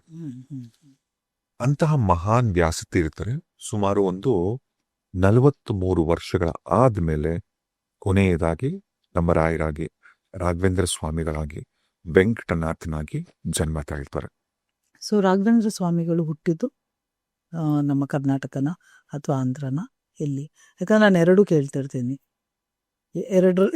ಎರಡು ಜನರು ಹೇಳೋದು ಇಲ್ಲ ಇಲ್ಲಿ ಹುಟ್ಟಿದ್ದಿಲ್ಲ, ಇಲ್ಲಿ ಹುಟ್ಟಿದ್ದು ಅಂತ. ಸೊ ಆಕ್ಚುಲಿ ಎಲ್ಲಿ ಹುಟ್ಟಿದವರು? ನೀವ್ ಹೇಳಿದ ಎರಡೂ ಅಲ್ಲ. ಕರ್ನಾಟಕದಲ್ಲೂ ಹುಟ್ಟಲಿಲ್ಲ, ಆಂಧ್ರ ಪ್ರದೇಶದಲ್ಲೂ ಹುಟ್ಟಲಿಲ್ಲ. ಗೊತ್ತಿರ್ಲಿಲ್ಲ. ಕದಂಬ ವಂಶದ ರಾಜರಾದಂತ ಮಯೂರವರ್ಮ ಇವರ ಆಶ್ರಯದಲ್ಲೇ ಒಟ್ಟು 60 ಬ್ರಾಹ್ಮಣ ಕುಟುಂಬಗಳು ಇರುತ್ತೆ. ಆ 60 ಬ್ರಾಹ್ಮಣ ಕುಟುಂಬಗಳಿಗೆ ಒಟ್ಟು 14 ಗೋತ್ರಗಳು. 14 ಗೋತ್ರ. ಆ 14 ಗೋತ್ರಗಳಲ್ಲಿ ಪ್ರಮುಖವಾದದ್ದು ಅಂದ್ರೆ ಗೌತಮ ಗೋತ್ರ. ಸೊ ಏನಾಗತ್ತೆ ಅಂದ್ರೆ ಕಾಲಕ್ರಮೇಣ ಈ 60 ಕುಟುಂಬಗಳು ಕೂಡ ವಿಜಯನಗರದ ಸಾಮ್ರಾಜ್ಯದ ಕಡೆಗೆ ವಲಸೆ ಬರ್ತಾರೆ. ಇವರು ಅಲ್ಲಿಂದ ವಲಸೆ ಬಂದಾಗ ಶ್ರೀಕೃಷ್ಣ ದೇವರಾಯನ ಆಡಳಿತದ ಟೈಮಲ್ಲೇನೆ ಅಲ್ಲಿ ಈ ಬ್ರಾಹ್ಮಣ ಕುಟುಂಬಗಳಲ್ಲಿ ಮುಖ್ಯವಾದವರು ಕೃಷ್ಣ ಭಟ್ರು ಅಂತ. 60 ಕುಟುಂಬಗಳ ಪೈಕಿ ಬೀಗ ಮುದ್ರೆ ಮನೆತನ ಅಂತ ಒಂದು ಮನೆತನ, ಬೀಗ ಮುದ್ರೆ ಮನೆತನ ಅಂತ. ಇದರಲ್ಲಿ ಪ್ರಮುಖರು ಶ್ರೀಕೃಷ್ಣ ಭಟ್ರು. ಈ ಶ್ರೀಕೃಷ್ಣ ಭಟ್ರು ಅವರು ತಂಜಾವೂರಿಂದ ಬಂದಿರ್ತಾರೆ. ಅವ್ರು ಏನು ಅಂದ್ರೆ ಈಗ ವೀಣೆನ ನುಡಿಸೋದ್ರಲ್ಲಿ ಎಕ್ಸ್ಪರ್ಟ್. ಇಲ್ಲಿ ಶ್ರೀಕೃಷ್ಣ ದೇವರಾಯನ ಸಂಸ್ಥಾನದಲ್ಲಿ ಶ್ರೀಕೃಷ್ಣ ದೇವರಾಯನಿಗೂ ಕೂಡ ವೀಣೆನ ನುಡಿಸೋದ್ರಲ್ಲಿ ಸಹಾಯ ಮಾಡಿದ್ರು ಅಂತ. ಇವರು ಗುರುಗಳಾಗಿದ್ರು ಅವರಿಗೆ ಆ ವಿಚಾರದಲ್ಲಿ. ಆ ಶ್ರೀಕೃಷ್ಣ ಭಟ್ರು ಏನಿರ್ತಾರಲ್ಲ ಅವರ ಮೊಮ್ಮಗನೇ ತಿಮ್ಮಣ್ಣ ಭಟ್ರು ಅಂತ. ಆ ತಿಮ್ಮಣ್ಣ ಭಟ್ರು ಇಲ್ಲೇ ಇರ್ತಾರೆ ವಿಜಯನಗರ ಸಾಮ್ರಾಜ್ಯದಲ್ಲಿ. ಕ್ರಮೇಣ ವಿಜಯನಗರ ಸಾಮ್ರಾಜ್ಯ ಯಾವಾಗ ಪತನ ಆಗತ್ತೆ, ಈಗ ಬೇರೆ ಮುಸ್ಲಿಂ ದೊರೆಗಳ ದಾಳಿ ಆಗತ್ತೆ, ನಿಮಗೆ ವಿಜಯನಗರದ ಸಾಮ್ರಾಜ್ಯ ಪತನಗೊಂಡಿದ್ರಿಂದ ರಾಜಾಶ್ರಯದ ಮೇಲೇನೆ ಇವರೆಲ್ಲ ಡಿಪೆಂಡ್ ಆಗಿರ್ತಾರೆ. ತುಂಬಾ ಜನ, ಅನೇಕ ಪಂಡಿತರಿಗೆ ಸಿಕ್ಕಾಪಟ್ಟೆ ಸಂಕಷ್ಟ ಎದುರಾಗತ್ತೆ. ಅವಾಗ ಏನ್ ಮಾಡ್ಬೇಕು ಅಂತ ಗೊತ್ತಾಗಲ್ಲ. ಮತ್ತೆ ಅವರ ಮೂಲ ಯಾವ್ದಿತ್ತಲ್ಲ ತಂಜಾವೂರಿಗೆ ಎಲ್ಲರೂ ವಾಪಸ್ ಹೊರಟಾಗ ಇವರ ಕುಟುಂಬ ಏನಿತ್ತಲ್ಲ ತಿಮ್ಮಣ್ಣ ಭಟ್ರ ಕುಟುಂಬ, ಇವರು ಕುಂಭಕೋಣಂಗೆ ಹೋಗಿ ಅಲ್ಲಿ ಸುರೇಂದ್ರ ತೀರ್ಥರ ಆಶ್ರಯನ ಪಡಿತಾರೆ. ಕುಂಭಕೋಣಂನಲ್ಲಿ ಅಲ್ಲಿ ತಿಮ್ಮಣ್ಣ ಭಟ್ರು, ಅವರ ಹೆಂಡತಿ ಗೋಪಿಕಾಂಬೆ, ಇವರಿಬ್ರು ಎಷ್ಟು ಅನ್ಯೋನ್ಯವಾಗಿರ್ತಂದ್ರೆ ಈ ದಂಪತಿಗಳು. ಆದ್ರೆ ಈ ದಂಪತಿಗಳಿಗೆ ಮಕ್ಕಳಿರಲ್ಲ. ಈ ತಿಮ್ಮಣ್ಣ ಭಟ್ರು ಮತ್ತೆ ಅವರ ಹೆಂಡತಿ ಏನಿದ್ರಲ್ಲ ಅವ್ರಿಗೆ ಅವ್ರಿಗೆ ಒಂದೇ ಒಂದು ಕೊರತೆ ಏನಂದ್ರೆ ಮಕ್ಕಳಿರಲ್ಲ. ಸೊ ಆಮೇಲೆ ಮಕ್ಕಳು ಪಡಿಬೇಕು ಅಂತ ಒಂದೇ ಒಂದು ಕಾರಣಕ್ಕೆ ತಿರುಪತಿ, ತಿಮ್ಮಪ್ಪ, ಶ್ರೀನಿವಾಸ, ವೆಂಕಟೇಶ್ವರನ ಮೊರೆಗೆ ಹೋಗ್ತಾರೆ. ಭಗವಂತನ ಎಷ್ಟು ಮಟ್ಟಿಗೆ ಆರಾಧಿಸ್ತಾರೆ ಅಂದ್ರೆ ಅವರೇ ಡಿಸೈಡ್ ಆಗಿರ್ತಾರೆ, ನಮಗ್ ಹುಟ್ಟತಕ್ಕಂತ ಮಗು, ಮೊದಲನೇ ಮಗು ಹೆಸರು ವೆಂಕಟೇಶ, ನಿನ್ನ ಹೆಸರು ಇಡ್ತೀವಿ ಅಂತ ಅನ್ಬಿಟ್ಟು. ಅವಾಗೆಲ್ಲ ಒಂದ್ ಸ್ವಲ್ಪ ಹುಚ್ಚು ಜಾಸ್ತಿ ಅಲ್ವಾ, ಗಂಡು ಮಗು ಬೇಕು ಅಂತ. ಕರೆಕ್ಟ್. ಅದು ಅಂದ್ರೆ ಇವಾಗ ಇದೆ. ಗಂಡು ಮಗುವಿಂದ ಮೋಕ್ಷ ಅಂತ ಹೇಳ್ಬಿಟ್ಟು ಒಂದು ಅವ್ರ ತಲೆಯಲ್ಲಿ ಇರ್ತಿತ್ತು, ಅಂದ್ರೆ ಮಗನೇ ಬೆಂಕಿ ಇಡಬೇಕು, ಮಗ ಮಗ ಮಗ ಅದೊಂದಿತ್ತು. ಹಾ. ಈಗ್ಲೂ ನಾನು ತುಂಬಾ ಜನ ನೋಡಿದೀನಿ ಮಗನೇ ಬೇಕು ಅನ್ನೋರು. ಇಲ್ಲೂ ಕೂಡ ಅವರು ಫಿಕ್ಸ್ ಆಗ್ಬಿಟ್ಟಿದ್ರು. ಹೇಗೆ ಅಂದ್ರೆ ಮೊದಲನೇ ಮಗು ಗಂಡು ಮಗು ಆಗತ್ತೆ, ಆ ಮಗುಗೆ ವೆಂಕಟೇಶ ಅಂತ ಹೆಸರಿಡಬೇಕು ಅಂತ. ಆದ್ರೆ ಮಗು ಆಗತ್ತೆ, ಹುಟ್ಟೋದು ಹೆಣ್ಣು ಮಗು. ಹ್ಮ್. ಶ್ರೀನಿವಾಸ ಮುಂಚೆಯಿಂದ ಹೇಳ್ಬಿಟ್ಟಿದ್ದಾರೆ ವೆಂಕಟೇಶ್ವರ ಅಂತ ಹೆಸರಿಡ್ತೀವಿ ಅಂತ ಅನ್ಬಿಟ್ಟು. ಆಗ ಹುಟ್ಟಿದಂತ ಆ ಹೆಣ್ಣು ಮಗಳಿಗೆ ವೆಂಕಮ್ಮ ಅಂತ ನಾಮಕರಣ ಮಾಡ್ತಾರೆ. ವೆಂಕಮ್ಮ. ಅದಾದ ನಂತರ ಇನ್ನೊಂದು ಗಂಡು ಮಗು ಆಗುತ್ತೆ, ಆ ಮಗು ಹೆಸರು ಗುರುರಾಜ ಅಂತ ನಾಮಕರಣ ಮಾಡ್ತಾರೆ. ಹ್ಮ್. ಈ ತಿಮ್ಮಣ್ಣ ಭಟ್ರು ಈ ದಂಪತಿಗಳಿಗೆ ಈಗಾಗಲೇ ಇಬ್ರು ಮಕ್ಕಳಿದ್ದಾರೆ. ಮೊದಲನೇವರು ವೆಂಕಟಮ್ಮ, ಎರಡನೇವರು ಮಗ ಗುರುರಾಜ. ಅವಾಗೆಲ್ಲ ಇನ್ನೊಂದು ಬೇರೆ ಇತ್ತಲ್ಲ, ಒಂದು ಕಣ್ಣಲ್ಲ, ಒಂದು ಮಗು ಅಲ್ಲ, ಮಕ್ಕಳಿರಬೇಕು ಮನೆ ತುಂಬಾ ಅಂತ. ಹೋಗೋದ್ ಹೋಗ್ತೀರಾ 2 ಕೂಡ ನೀರ್ ತಮ್ಮಿ. ಸೊ ಅವಾಗೆಲ್ಲ ಹೆಂಗೆ ಅಂದ್ರೆ, ನೀವು ಅವಾಗ ಅಂದ್ರೆ ಆಲ್ಮೋಸ್ಟ್ ಒಂದು 30-40 ವರ್ಷದ ತನಕ ಕೂಡ ಮನೆಗಳಲ್ಲಿ 5 ಜನ 10 ಜನ ಒಂದೊಂದು ಡಜನ್ ಎಲ್ಲ ಮಕ್ಕಳು. ಒಂದು ಬೆಸ್ಟ್ ಪಾರ್ಟ್ ಏನ್ ಗೊತ್ತಾ, ಮೊದಲನೇ ಮಗು 2ನೇ ಮಗು ನೋಡ್ಕೊಳ್ತಿತ್ತು, ಆಮೇಲೆ 2 ಮಕ್ಳು ಸೇರಿ 3ನೇ ಮಗು ನೋಡ್ಕೊಳ್ತಿದ್ರು. ಸೊ ಅಪ್ಪ ಅಮ್ಮಂಗೆ ಅಷ್ಟೊಂದು, ಮತ್ತೆ ಹೇಗೆ ಅಂದ್ರೆ ಬೆಳಿತಿದ್ದು ಹಾಗೆ, ಎಲ್ಲೆಲ್ಲೋ ಇರೋರು ಕರ್ದಾಗ ಊಟ ತಿಂಡಿಗೆ ಬರೋರು. ಈಗ ಹಂಗಲ್ಲ, ಮಗು ಒಂಚೂರು ಆಚೆ ಹೋಗಂಗಿಲ್ಲ, ಫುಲ್ ಕಾನ್ಸಂಟ್ರೇಷನ್ ಆ ಮಗು ಮೇಲೆ ಕೊಡ್ತಾರೆ. ಸೊ ಈಗೆಲ್ಲ ಅಷ್ಟು ಮಕ್ಳು ಮಾಡ್ಕೊಂಡು ಅಷ್ಟೇ ಕತ್ತಾರೆ. ಅದೇನೋ ಅಂತಾರಲ್ಲ, ಬಾಳೆಗೆ ಒಂದೇ ಗೊನೆ ಅನ್ನೋ ತರ. ಬಾಳೆಗೆ ಒಂದೇ ಗೊನೆ. ಸೊ ಮಕ್ಕಳಿರಬೇಕು ಮನೆ ತುಂಬಾ ಅಂತ. ನಂತರ ಇವರ ತಿಮ್ಮಣ್ಣ ಭಟ್ರ ದಂಪತಿಗಳಿಗೆ ಇನ್ನೂ ಒಂದು ಮಗು ಬೇಕು ಅಂತ ಆಸೆ ಆಗತ್ತೆ. ಮತ್ತೆ ಮೊರ ಹೋಗೋದೆ ತಿರುಪತಿ ವೆಂಕಟೇಶ್ವರನ ಹತ್ರ. ಶ್ರೀನಿವಾಸನ ಹತ್ರ ಮೊರೆ ಹೋಗ್ತಾರೆ ಮಗು ಬೇಕು ಅಂತ. ಆಗ ಒಂದು ದಿನ ರಾತ್ರಿ ಈ ದಂಪತಿಗಳು ಮಲಗಿದ್ದಾಗ ತಿಮ್ಮಣ್ಣ ಭಟ್ರ ಕನಸಲ್ಲಿ ಬಂದು ಶ್ರೀನಿವಾಸ ಭಗವಂತ ವೆಂಕಟೇಶ್ವರ ಸ್ವಾಮಿ ಹೇಳ್ತಾರೆ, ನಿನಗೆ ಈಗ ಹುಟ್ಟತಕ್ಕಂಥ ಮಗು ಏನಿದೆ ಅಲ್ಲ, ಆ ಮಗು ಹುಟ್ಟೋದು ಲೋಕ ಕಲ್ಯಾಣಕ್ಕಾಗಿ, ಜನರಿಗೋಸ್ಕರ ಹುಟ್ಟಿರ್ತಕ್ಕಂಥ ಮಹಾನ್ ಚೇತನ ಅದು ಅಂತ ಅಂದ್ರೆ ವ್ಯಾಮೋಹ ಬೆಳೆಸ್ಕೋಬೇಡ, ಯಾವತ್ತಿದ್ರು ಹೊರಗೆ ಹೋಗ್ತಾರೆ ಅನ್ನೋದನ್ನ ಏನೋ ಒಂಥರ ಖುಷಿ ಅಲ್ವಾ, ಏನೋ ಒಂಥರ ಸಂತೋಷ ಅಲ್ವಾ. ಭಗವಂತ ಕನ್ಸಲ್ ಬಂದು ನಿಮ್ಮ ಹೊಟ್ಟಿಲಿಂತ ಮಗು ಜನನ ಆಗತ್ತೆ ಅಂತ. ಅದಾದ ನಂತರ ಅಲ್ಲೇನೆ ಆಗ ಈ ದಂಪತಿಗಳು ಕಾಂಚೀಪುರಂ ಹತ್ರ, ಭುವನಗಿರಿ ಅಂತ ಒಂದು ಊರ ಹೆಸರು, ಅದು ಕಾಂಚೀಪುರಂ, ನಮ್ಮ ಕಂಚಿ ಭುವನಗಿರಿ, ಅವಾಗೆಲ್ಲ ಅದು ತಮಿಳುನಾಡು. ಭುವನಗಿರಿಯಲ್ಲಿ ರಾಘವೇಂದ್ರ ಸ್ವಾಮಿಗಳ ಜನನ ಆಗತ್ತು. ತಿಮ್ಮಣ್ಣ ಭಟ್ರ ಕರ್ನಾಟಕನೂ ಅಲ್ಲ, ತಮಿಳುನಾಡಲ್ಲಿ ಹುಟ್ಟಿರು. ಈಗ ತಿಮ್ಮಣ್ಣ ಭಟ್ರ ದಂಪತಿಗಳಿಗೆ ಹುಟ್ಟತಕ್ಕಂತ ಆ ಮಗು ಏನಿರುತ್ತಲ್ಲ, ಆ ಮಗುಗೆ ವೆಂಕಟನಾಥ ಅಂತ ಹೆಸರಿಡ್ತಾರೆ. ಯಾಕಂದ್ರೆ ಈಗೇನ್ ವೆಂಕಟರಮಣ ಸ್ವಾಮಿಗಳ ಅನುಗ್ರಹದಿಂದ ಹುಟ್ಟಿದ್ರು ಅಂತ ಅನ್ಬಿಟ್ಟು. ತಿಮ್ಮಣ್ಣ ಭಟ್ರಿಗೆ ಸಂತೋಷ, ಖುಷಿ. ಏನು ಅಂದ್ರೆ, ಇದು ಭಗವಂತ ಕನ್ಸಲ್ ಬಂದು ನನಗೆ ಹೇಳದಂಥದ್ದು. ಸೊ ಶ್ರೀನಿವಾಸನ ಅನುಗ್ರಹದಿಂದ, ವೆಂಕಟೇಶ್ವರನ ಅನುಗ್ರಹದಿಂದ ವೆಂಕಟನಾಥ ಹುಟ್ಟಿರೋದು ಅಂತ. ಹುಟ್ಟಿದ ತಕ್ಷಣ ನಾಮಕರಣ, ಚೂಡಕರ್ಮ ಏನಿರುತ್ತಲ್ಲ ಇದೆಲ್ಲ ಮುಗಿಸ್ಕೋತಾರೆ. ಈಗ ಚೂಡಕರ್ಮ ಅಂದ್ರೆ ಮೊದಲನೇ ಸಾರಿಗೆ ಕೇಶಮುಖ ಮಾಡಿಸ್ತಾರೆ, ಕೂದಲು ಕೊಡ್ತಕ್ಕಂಥದ್ದು, ಈ ತರದೆಲ್ಲ ಶಾಸ್ತ್ರ ಮಾಡ್ತಾರೆ. ಎಲ್ಲಾನು ಅದ್ದೂರಿಯಾಗಿ ಮಾಡ್ತಿರ್ತಾರೆ, ಚೆನ್ನಾಗಿರ್ತಾರೆ. ಆರ್ಥಿಕವಾಗೂ ಕೂಡ ತಿಮ್ಮಣ್ಣ ಭಟ್ರ ಕುಟುಂಬ ತುಂಬಾ ಚೆನ್ನಾಗಿರುತ್ತೆ. ಆ ಮಗುವಿಗೆ ವೆಂಕಟನಾಥನಿಗೆ ಚಿಕ್ಕ ವಯಸ್ಸಲ್ಲಿ ಅಕ್ಷರ ಅಭ್ಯಾಸ ಮಾಡಬೇಕು ಅಂತನ್ಬಿಟ್ಟು, ಅಕ್ಷರ ಅಭ್ಯಾಸ ಮಾಡಿಸುವಂತ ಟೈಮಲ್ಲಿ, ಅಕ್ಷರ ಅಭ್ಯಾಸ ಗೊತ್ತಲ್ಲ, ಒಂದ್ ತಟ್ಟೆಲಿ ಅಕ್ಕಿ ಇಟ್ಬಿಟ್ಟು ಆ ಅಕ್ಕಿ ಒಳಗೆ ಓಂ ಅಂತ ಬರಿಬೇಕು ಅಂತ ತಿಮ್ಮಣ್ಣ ಭಟ್ರು ತಟ್ಟೆನ ಮುಂದೆ ಇಟ್ಟು, ಬರಿಯಪ್ಪ ಇದ್ರಲ್ಲಿ ಓಂ ಅಂತ ಬರಿ ಇದ್ರಲ್ಲಿ ಅಂತ. ನಾವು ಬರ್ಸೋದಲ್ವ ಮಗು ಕೈಲಿ, ನಾವು ಬರ್ಸೋದು. ಅದೇ ಮಗುಗೆ ನೀನು ಓಂ ಅಂತ ಹಿಂಗ್ ಬರೀಬೇಕು ಅಂತಂದ್ಬಿಟ್ಟು. ಆಗ ಆ ಹುಡುಗ ಯಾರಿದ್ದಲ್ಲ, ತಂದೆ ಮುಖ ನೋಡ್ತಾನೆ, ಯಾಕಿದು ಓಂ ಅಂತ ಯಾಕೆ ಬರೀಬೇಕು ಅಂತ. ಆಗ ತಿಮ್ಮಣ್ಣ ಭಟ್ರು ಹೇಳ್ತಾರೆ, ಓಂ ಅಂತ ನೀನ್ ಬರೀಬೇಕು, ಯಾಕಂದ್ರೆ ಇದು ಪರಮಾತ್ಮನ ಸಂಕೇತ ಅಂತ ಅವ್ರು ವಿವರಿಸ್ತಾರೆ. ಪರಮಾತ್ಮನ ಸಂಕೇತನ ಆ ಹುಡುಗ, ಆ ಮಗು ಆನ್ಸರ್ ಮಾಡುತ್ತೆ, ಪರಮಾತ್ಮನ ಸಂಕೇತನ. ಅಷ್ಟು ಜಗತ್ತನ್ನ ಆಳ್ತಕ್ಕಂಥ ಪರಮಾತ್ಮ ಬರೀ ಓಂ ಅನ್ನೋ ಚಿಕ್ಕ ಅಕ್ಷರದಲ್ಲಿ ಅದು ಹೇಗಿರಕ್ ಸಾಧ್ಯ ಅಂತ ತಂದೆಗೆ ಅವಾಗ ಕನ್ಫರ್ಮ್ ಆಗತ್ತೆ. ಓ, ನನ್ ಮಗ ಏನೋ ಆಗ್ತಾನೆ, ನನ್ ಮಗ ಹುಟ್ಟಿರ್ತಕ್ಕಂಥದ್ದು ಲೋಕ ಕಲ್ಯಾಣಕ್ಕೋಸ್ಕರ, ಉದ್ದೇಶನೇ ಬೇರೆ ಅಂತ ಅವಾಗ್ಲೇ ಗೊತ್ತಾಗ್ಬಿಡತ್ತೆ. ಅವಾಗ್ಲೇನೆ ಮಗುಗೆ ಅಪ್ಪ ಕೈ ಮುಗಿತಾರೆ. ಅಂದ್ರೆ ಡೆಫಿನೆಟ್ಲಿ ನನ್ ಮಗ ಜನರ ಸೇವೆಗೋಸ್ಕರ ಹುಟ್ಟಿರೋದು ಅಂತ. ಕಾಲಕ್ರಮೇಣ ತಂಜಾವೂರು ರಾಜಸಭೆ ಪ್ರಭಾವ ಕುಗ್ಗದಂತೆ ಈ ತಿಮ್ಮಣ್ಣ ಭಟ್ರು ಏನಿರ್ತಾರಲ್ಲ ಅವರ ಸಂಪತ್ತು ಆಸ್ತಿನ ಕಳ್ಕೊಂಡು ಕೊನೆಗೆ ಅವ್ರ ಮನೆಗೆ ಎಂಥ ಪರಿಸ್ಥಿತಿ ಬರುತ್ತೆ ಅಂದ್ರೆ ದರಿದ್ರ ಶುರು ಆಗತ್ತೆ. ಸಿಕ್ಕಾಪಟ್ಟೆ ಬಡತನ, ತಿಮ್ಮಣ್ಣ ಭಟ್ರ ಮನೆತನ ಅಷ್ಟ್ ಚೆನ್ನಾಗಿದ್ದವರು ಆಲ್ ಆಫ್ ತುಂಬಾ ಹಿಂಗೆಲ್ಲ ಆಗಕ್ ಶುರು ಆಗುತ್ತೆ. ಅಷ್ಟೊತ್ತಿಗಾಗಲೇ ತಿಮ್ಮಣ್ಣ ಭಟ್ರು ಮೊದಲನೇ ಮಗಳಿತ್ತಲ್ಲ ವೆಂಕಮ್ಮ, ಆ ವೆಂಕಮ್ಮನಿಗೆ ಮಧುರೆಯಲ್ಲಿರ್ತಕ್ಕಂಥ ಲಕ್ಷ್ಮೀ ನರಸಿಂಹ ಅಂತ ಒಬ್ರು ಮಹಾನ್ ಪಂಡಿತರು, ವಿದ್ವಾಂಸರು, ಅವ್ರಿಗೆ ಕೊಟ್ಟು ಮದುವೆ ಮಾಡಿಕೊಟ್ಟು ಮಧುರೆಗೆ ಕಳಿಸ್ಕಿರ್ತಾರೆ ತಿಮ್ಮಣ್ಣ ಭಟ್ರು. ಇನ್ನ ಅವರ ಇನ್ನೊಬ್ರು ಮಗ ಗುರುರಾಜನ್ಗೂ ಕೂಡ ಉಪನಯನ ಮಾಡಿ ಅವರು ಮಗನ್ನ ಕೂಡ ಸೆಟ್ಲ್ ಮಾಡಿಸಿರ್ತಾರೆ. ಇನ್ನ ಚಿಕ್ಕ ಮಗ ಅಂದ್ರೆ ನಮ್ಮ ವೆಂಕಟನಾಥ ರಾಯರ ಉಪನಯನ ಆಗ್ಲಿ, ರಾಯರ ಮದುವೆ ಆಗ್ಲಿ ಏನೋ ನೋಡ್ತಕ್ಕಂಥ ಸೌಭಾಗ್ಯ ಆ ತಂದೆಗೆ ಸಿಗಲ್ಲ. ಯಾಕಂದ್ರೆ ಅವ್ರ ತಂದೆ ವಿಧಿವಶರಾಗ್ತಾರೆ. ಓ, ಮಗು ಚಿಕ್ಕದೇವಾಗ್ಲೇ. ಅಂದ್ರೆ ಯಾವುದೇ ತರದ ಕಾಯಿಲೆ ಆ ತರ ಅಂತಲ್ಲ, ಬಿಕಾಸ್ ಅವ್ರ ತಂದೆಗೆ ಮಕ್ಕಳಾಗಿರೋದೇ ತುಂಬಾ ಲೇಟ್ ಆಗಿರುತ್ತೆ. ವಯಸ್ಸಾದ್ಮೇಲೆ ಮಕ್ಕಳಾಗಿರುತ್ತೆ, ಹಾಗಾಗತ್ತೆ. ಸೊ ವಯಸ್ಸಿನ ಇದರಿಂದ ಅವ್ರು ತೀರೋಗೋದು ಏಜ್ ಆಗಿ.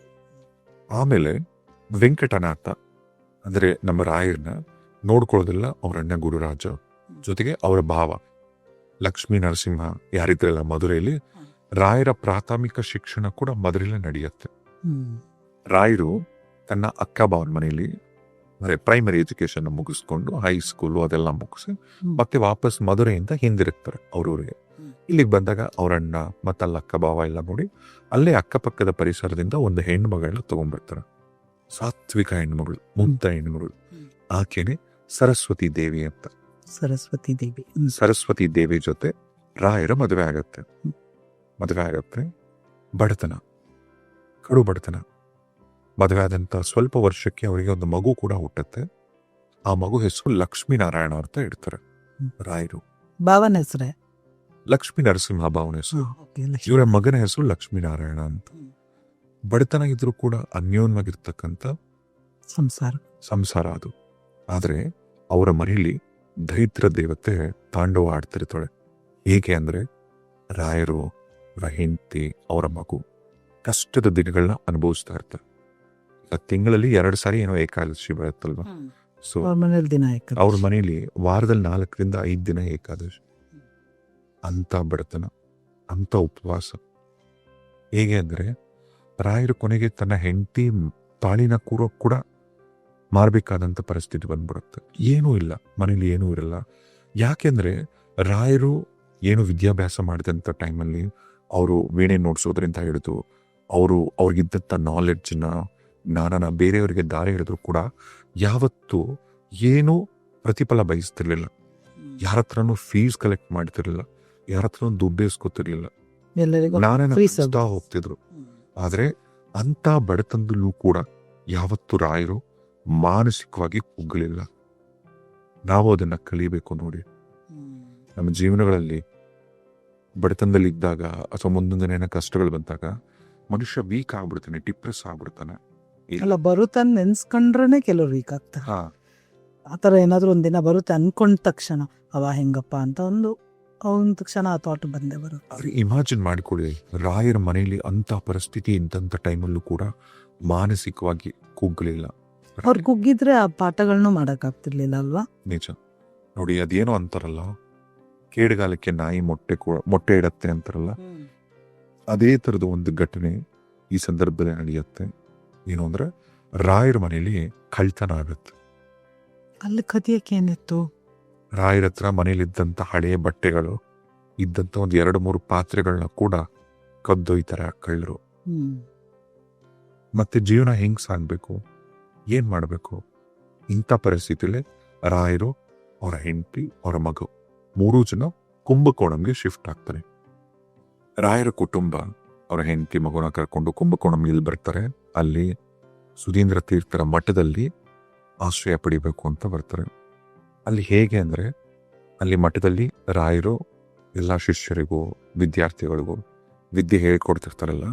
ಈಗ ಮಠದಲ್ಲಿ ಹೇಗೆ ಬೆಳಗ್ಗೆ ಮಧ್ಯಾಹ್ನ ಸಂಜೆ 3 ಹೊತ್ತು ಊಟ ಕೊಡ್ತಾರಲ್ಲ, ಅದೇ ತರ ಮಧ್ಯಾಹ್ನದೊತ್ತಾಗಲಿ ಊಟದ ಸಮಯದಲ್ಲಿ ರಾಯರಲ್ಲಿ ಊಟ ಮಾಡ್ತಿರ್ಲಿಲ್ಲ. ಈಗ ಮಧ್ಯಾಹ್ನ ಊಟ ಟೈಮು ಅಂದ್ರೆ ರಾಯರು ಊಟ ಮಾಡ್ತಿರ್ಲಿಲ್ಲ, ಮತ್ತೆ ಸೀದಾ ಮನೆಗೆ ಬಂದ್ಬಿಡೋರಂತೆ. ಮನೇಲಿ ಏನೂ ಇರ್ತಿರ್ಲಿಲ್ಲ.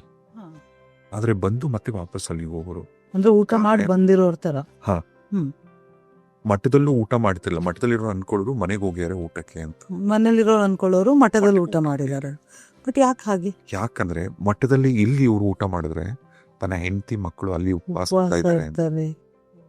ವೆಂಕಟನಾಥ ಅಂದ್ರೆ ರಾಯರು ದಿನದ ಪಾಠಗಳ ಮುಗಿದ ನಂತರ ಕೂಡ ವಿಶ್ರಾಂತಿ ಮಾಡ್ತಿರ್ಲಿಲ್ಲ. ಅವರು ರಾತ್ರಿ ಎಲ್ಲ ಕೂತ್ಕೊಂಡು ಬರೆಯೋದು, ಟಿಪ್ಪಣಿ ಬರೆಯೋದು, ಗ್ರಂಥಗಳನ್ನ ಬರೆಯೋದು. ಕುಂಭಕೋಣಂ ಮಠದಲ್ಲಿ ರಾಯರು ಅಲ್ಲಿ ಸುಧೀಂದ್ರ ತೀರ್ಥರ ಹತ್ರ ಇರ್ಬೇಕಂದ್ರೆ ಒಂದ್ಸರಿ ಸುಧೀಂದ್ರ ತೀರ್ಥರಿಗೆ ಯೋಚನೆ ಬರುತ್ತೆ, ನೆಕ್ಸ್ಟ್ ಉತ್ತರಾಧಿಕಾರಿ ಯಾರು ಈ ಮಠಕ್ಕೆ? ಅವರಾದ ನಂತರ ಉತ್ತರಾಧಿಕಾರಿ ಅನ್ನೋದು ಸೆಲೆಕ್ಟ್ ಮಾಡ್ಬೇಕಲ್ವಾ, ಯಾರನ್ನ ಮಾಡ್ಬೇಕು ಅಂತ ಅನ್ಕೊಳ್ಳೋ ಟೈಮಲ್ಲಿ ರಾಯರ್ನ ಗಮನಿಸಿರ್ತಾರೆ.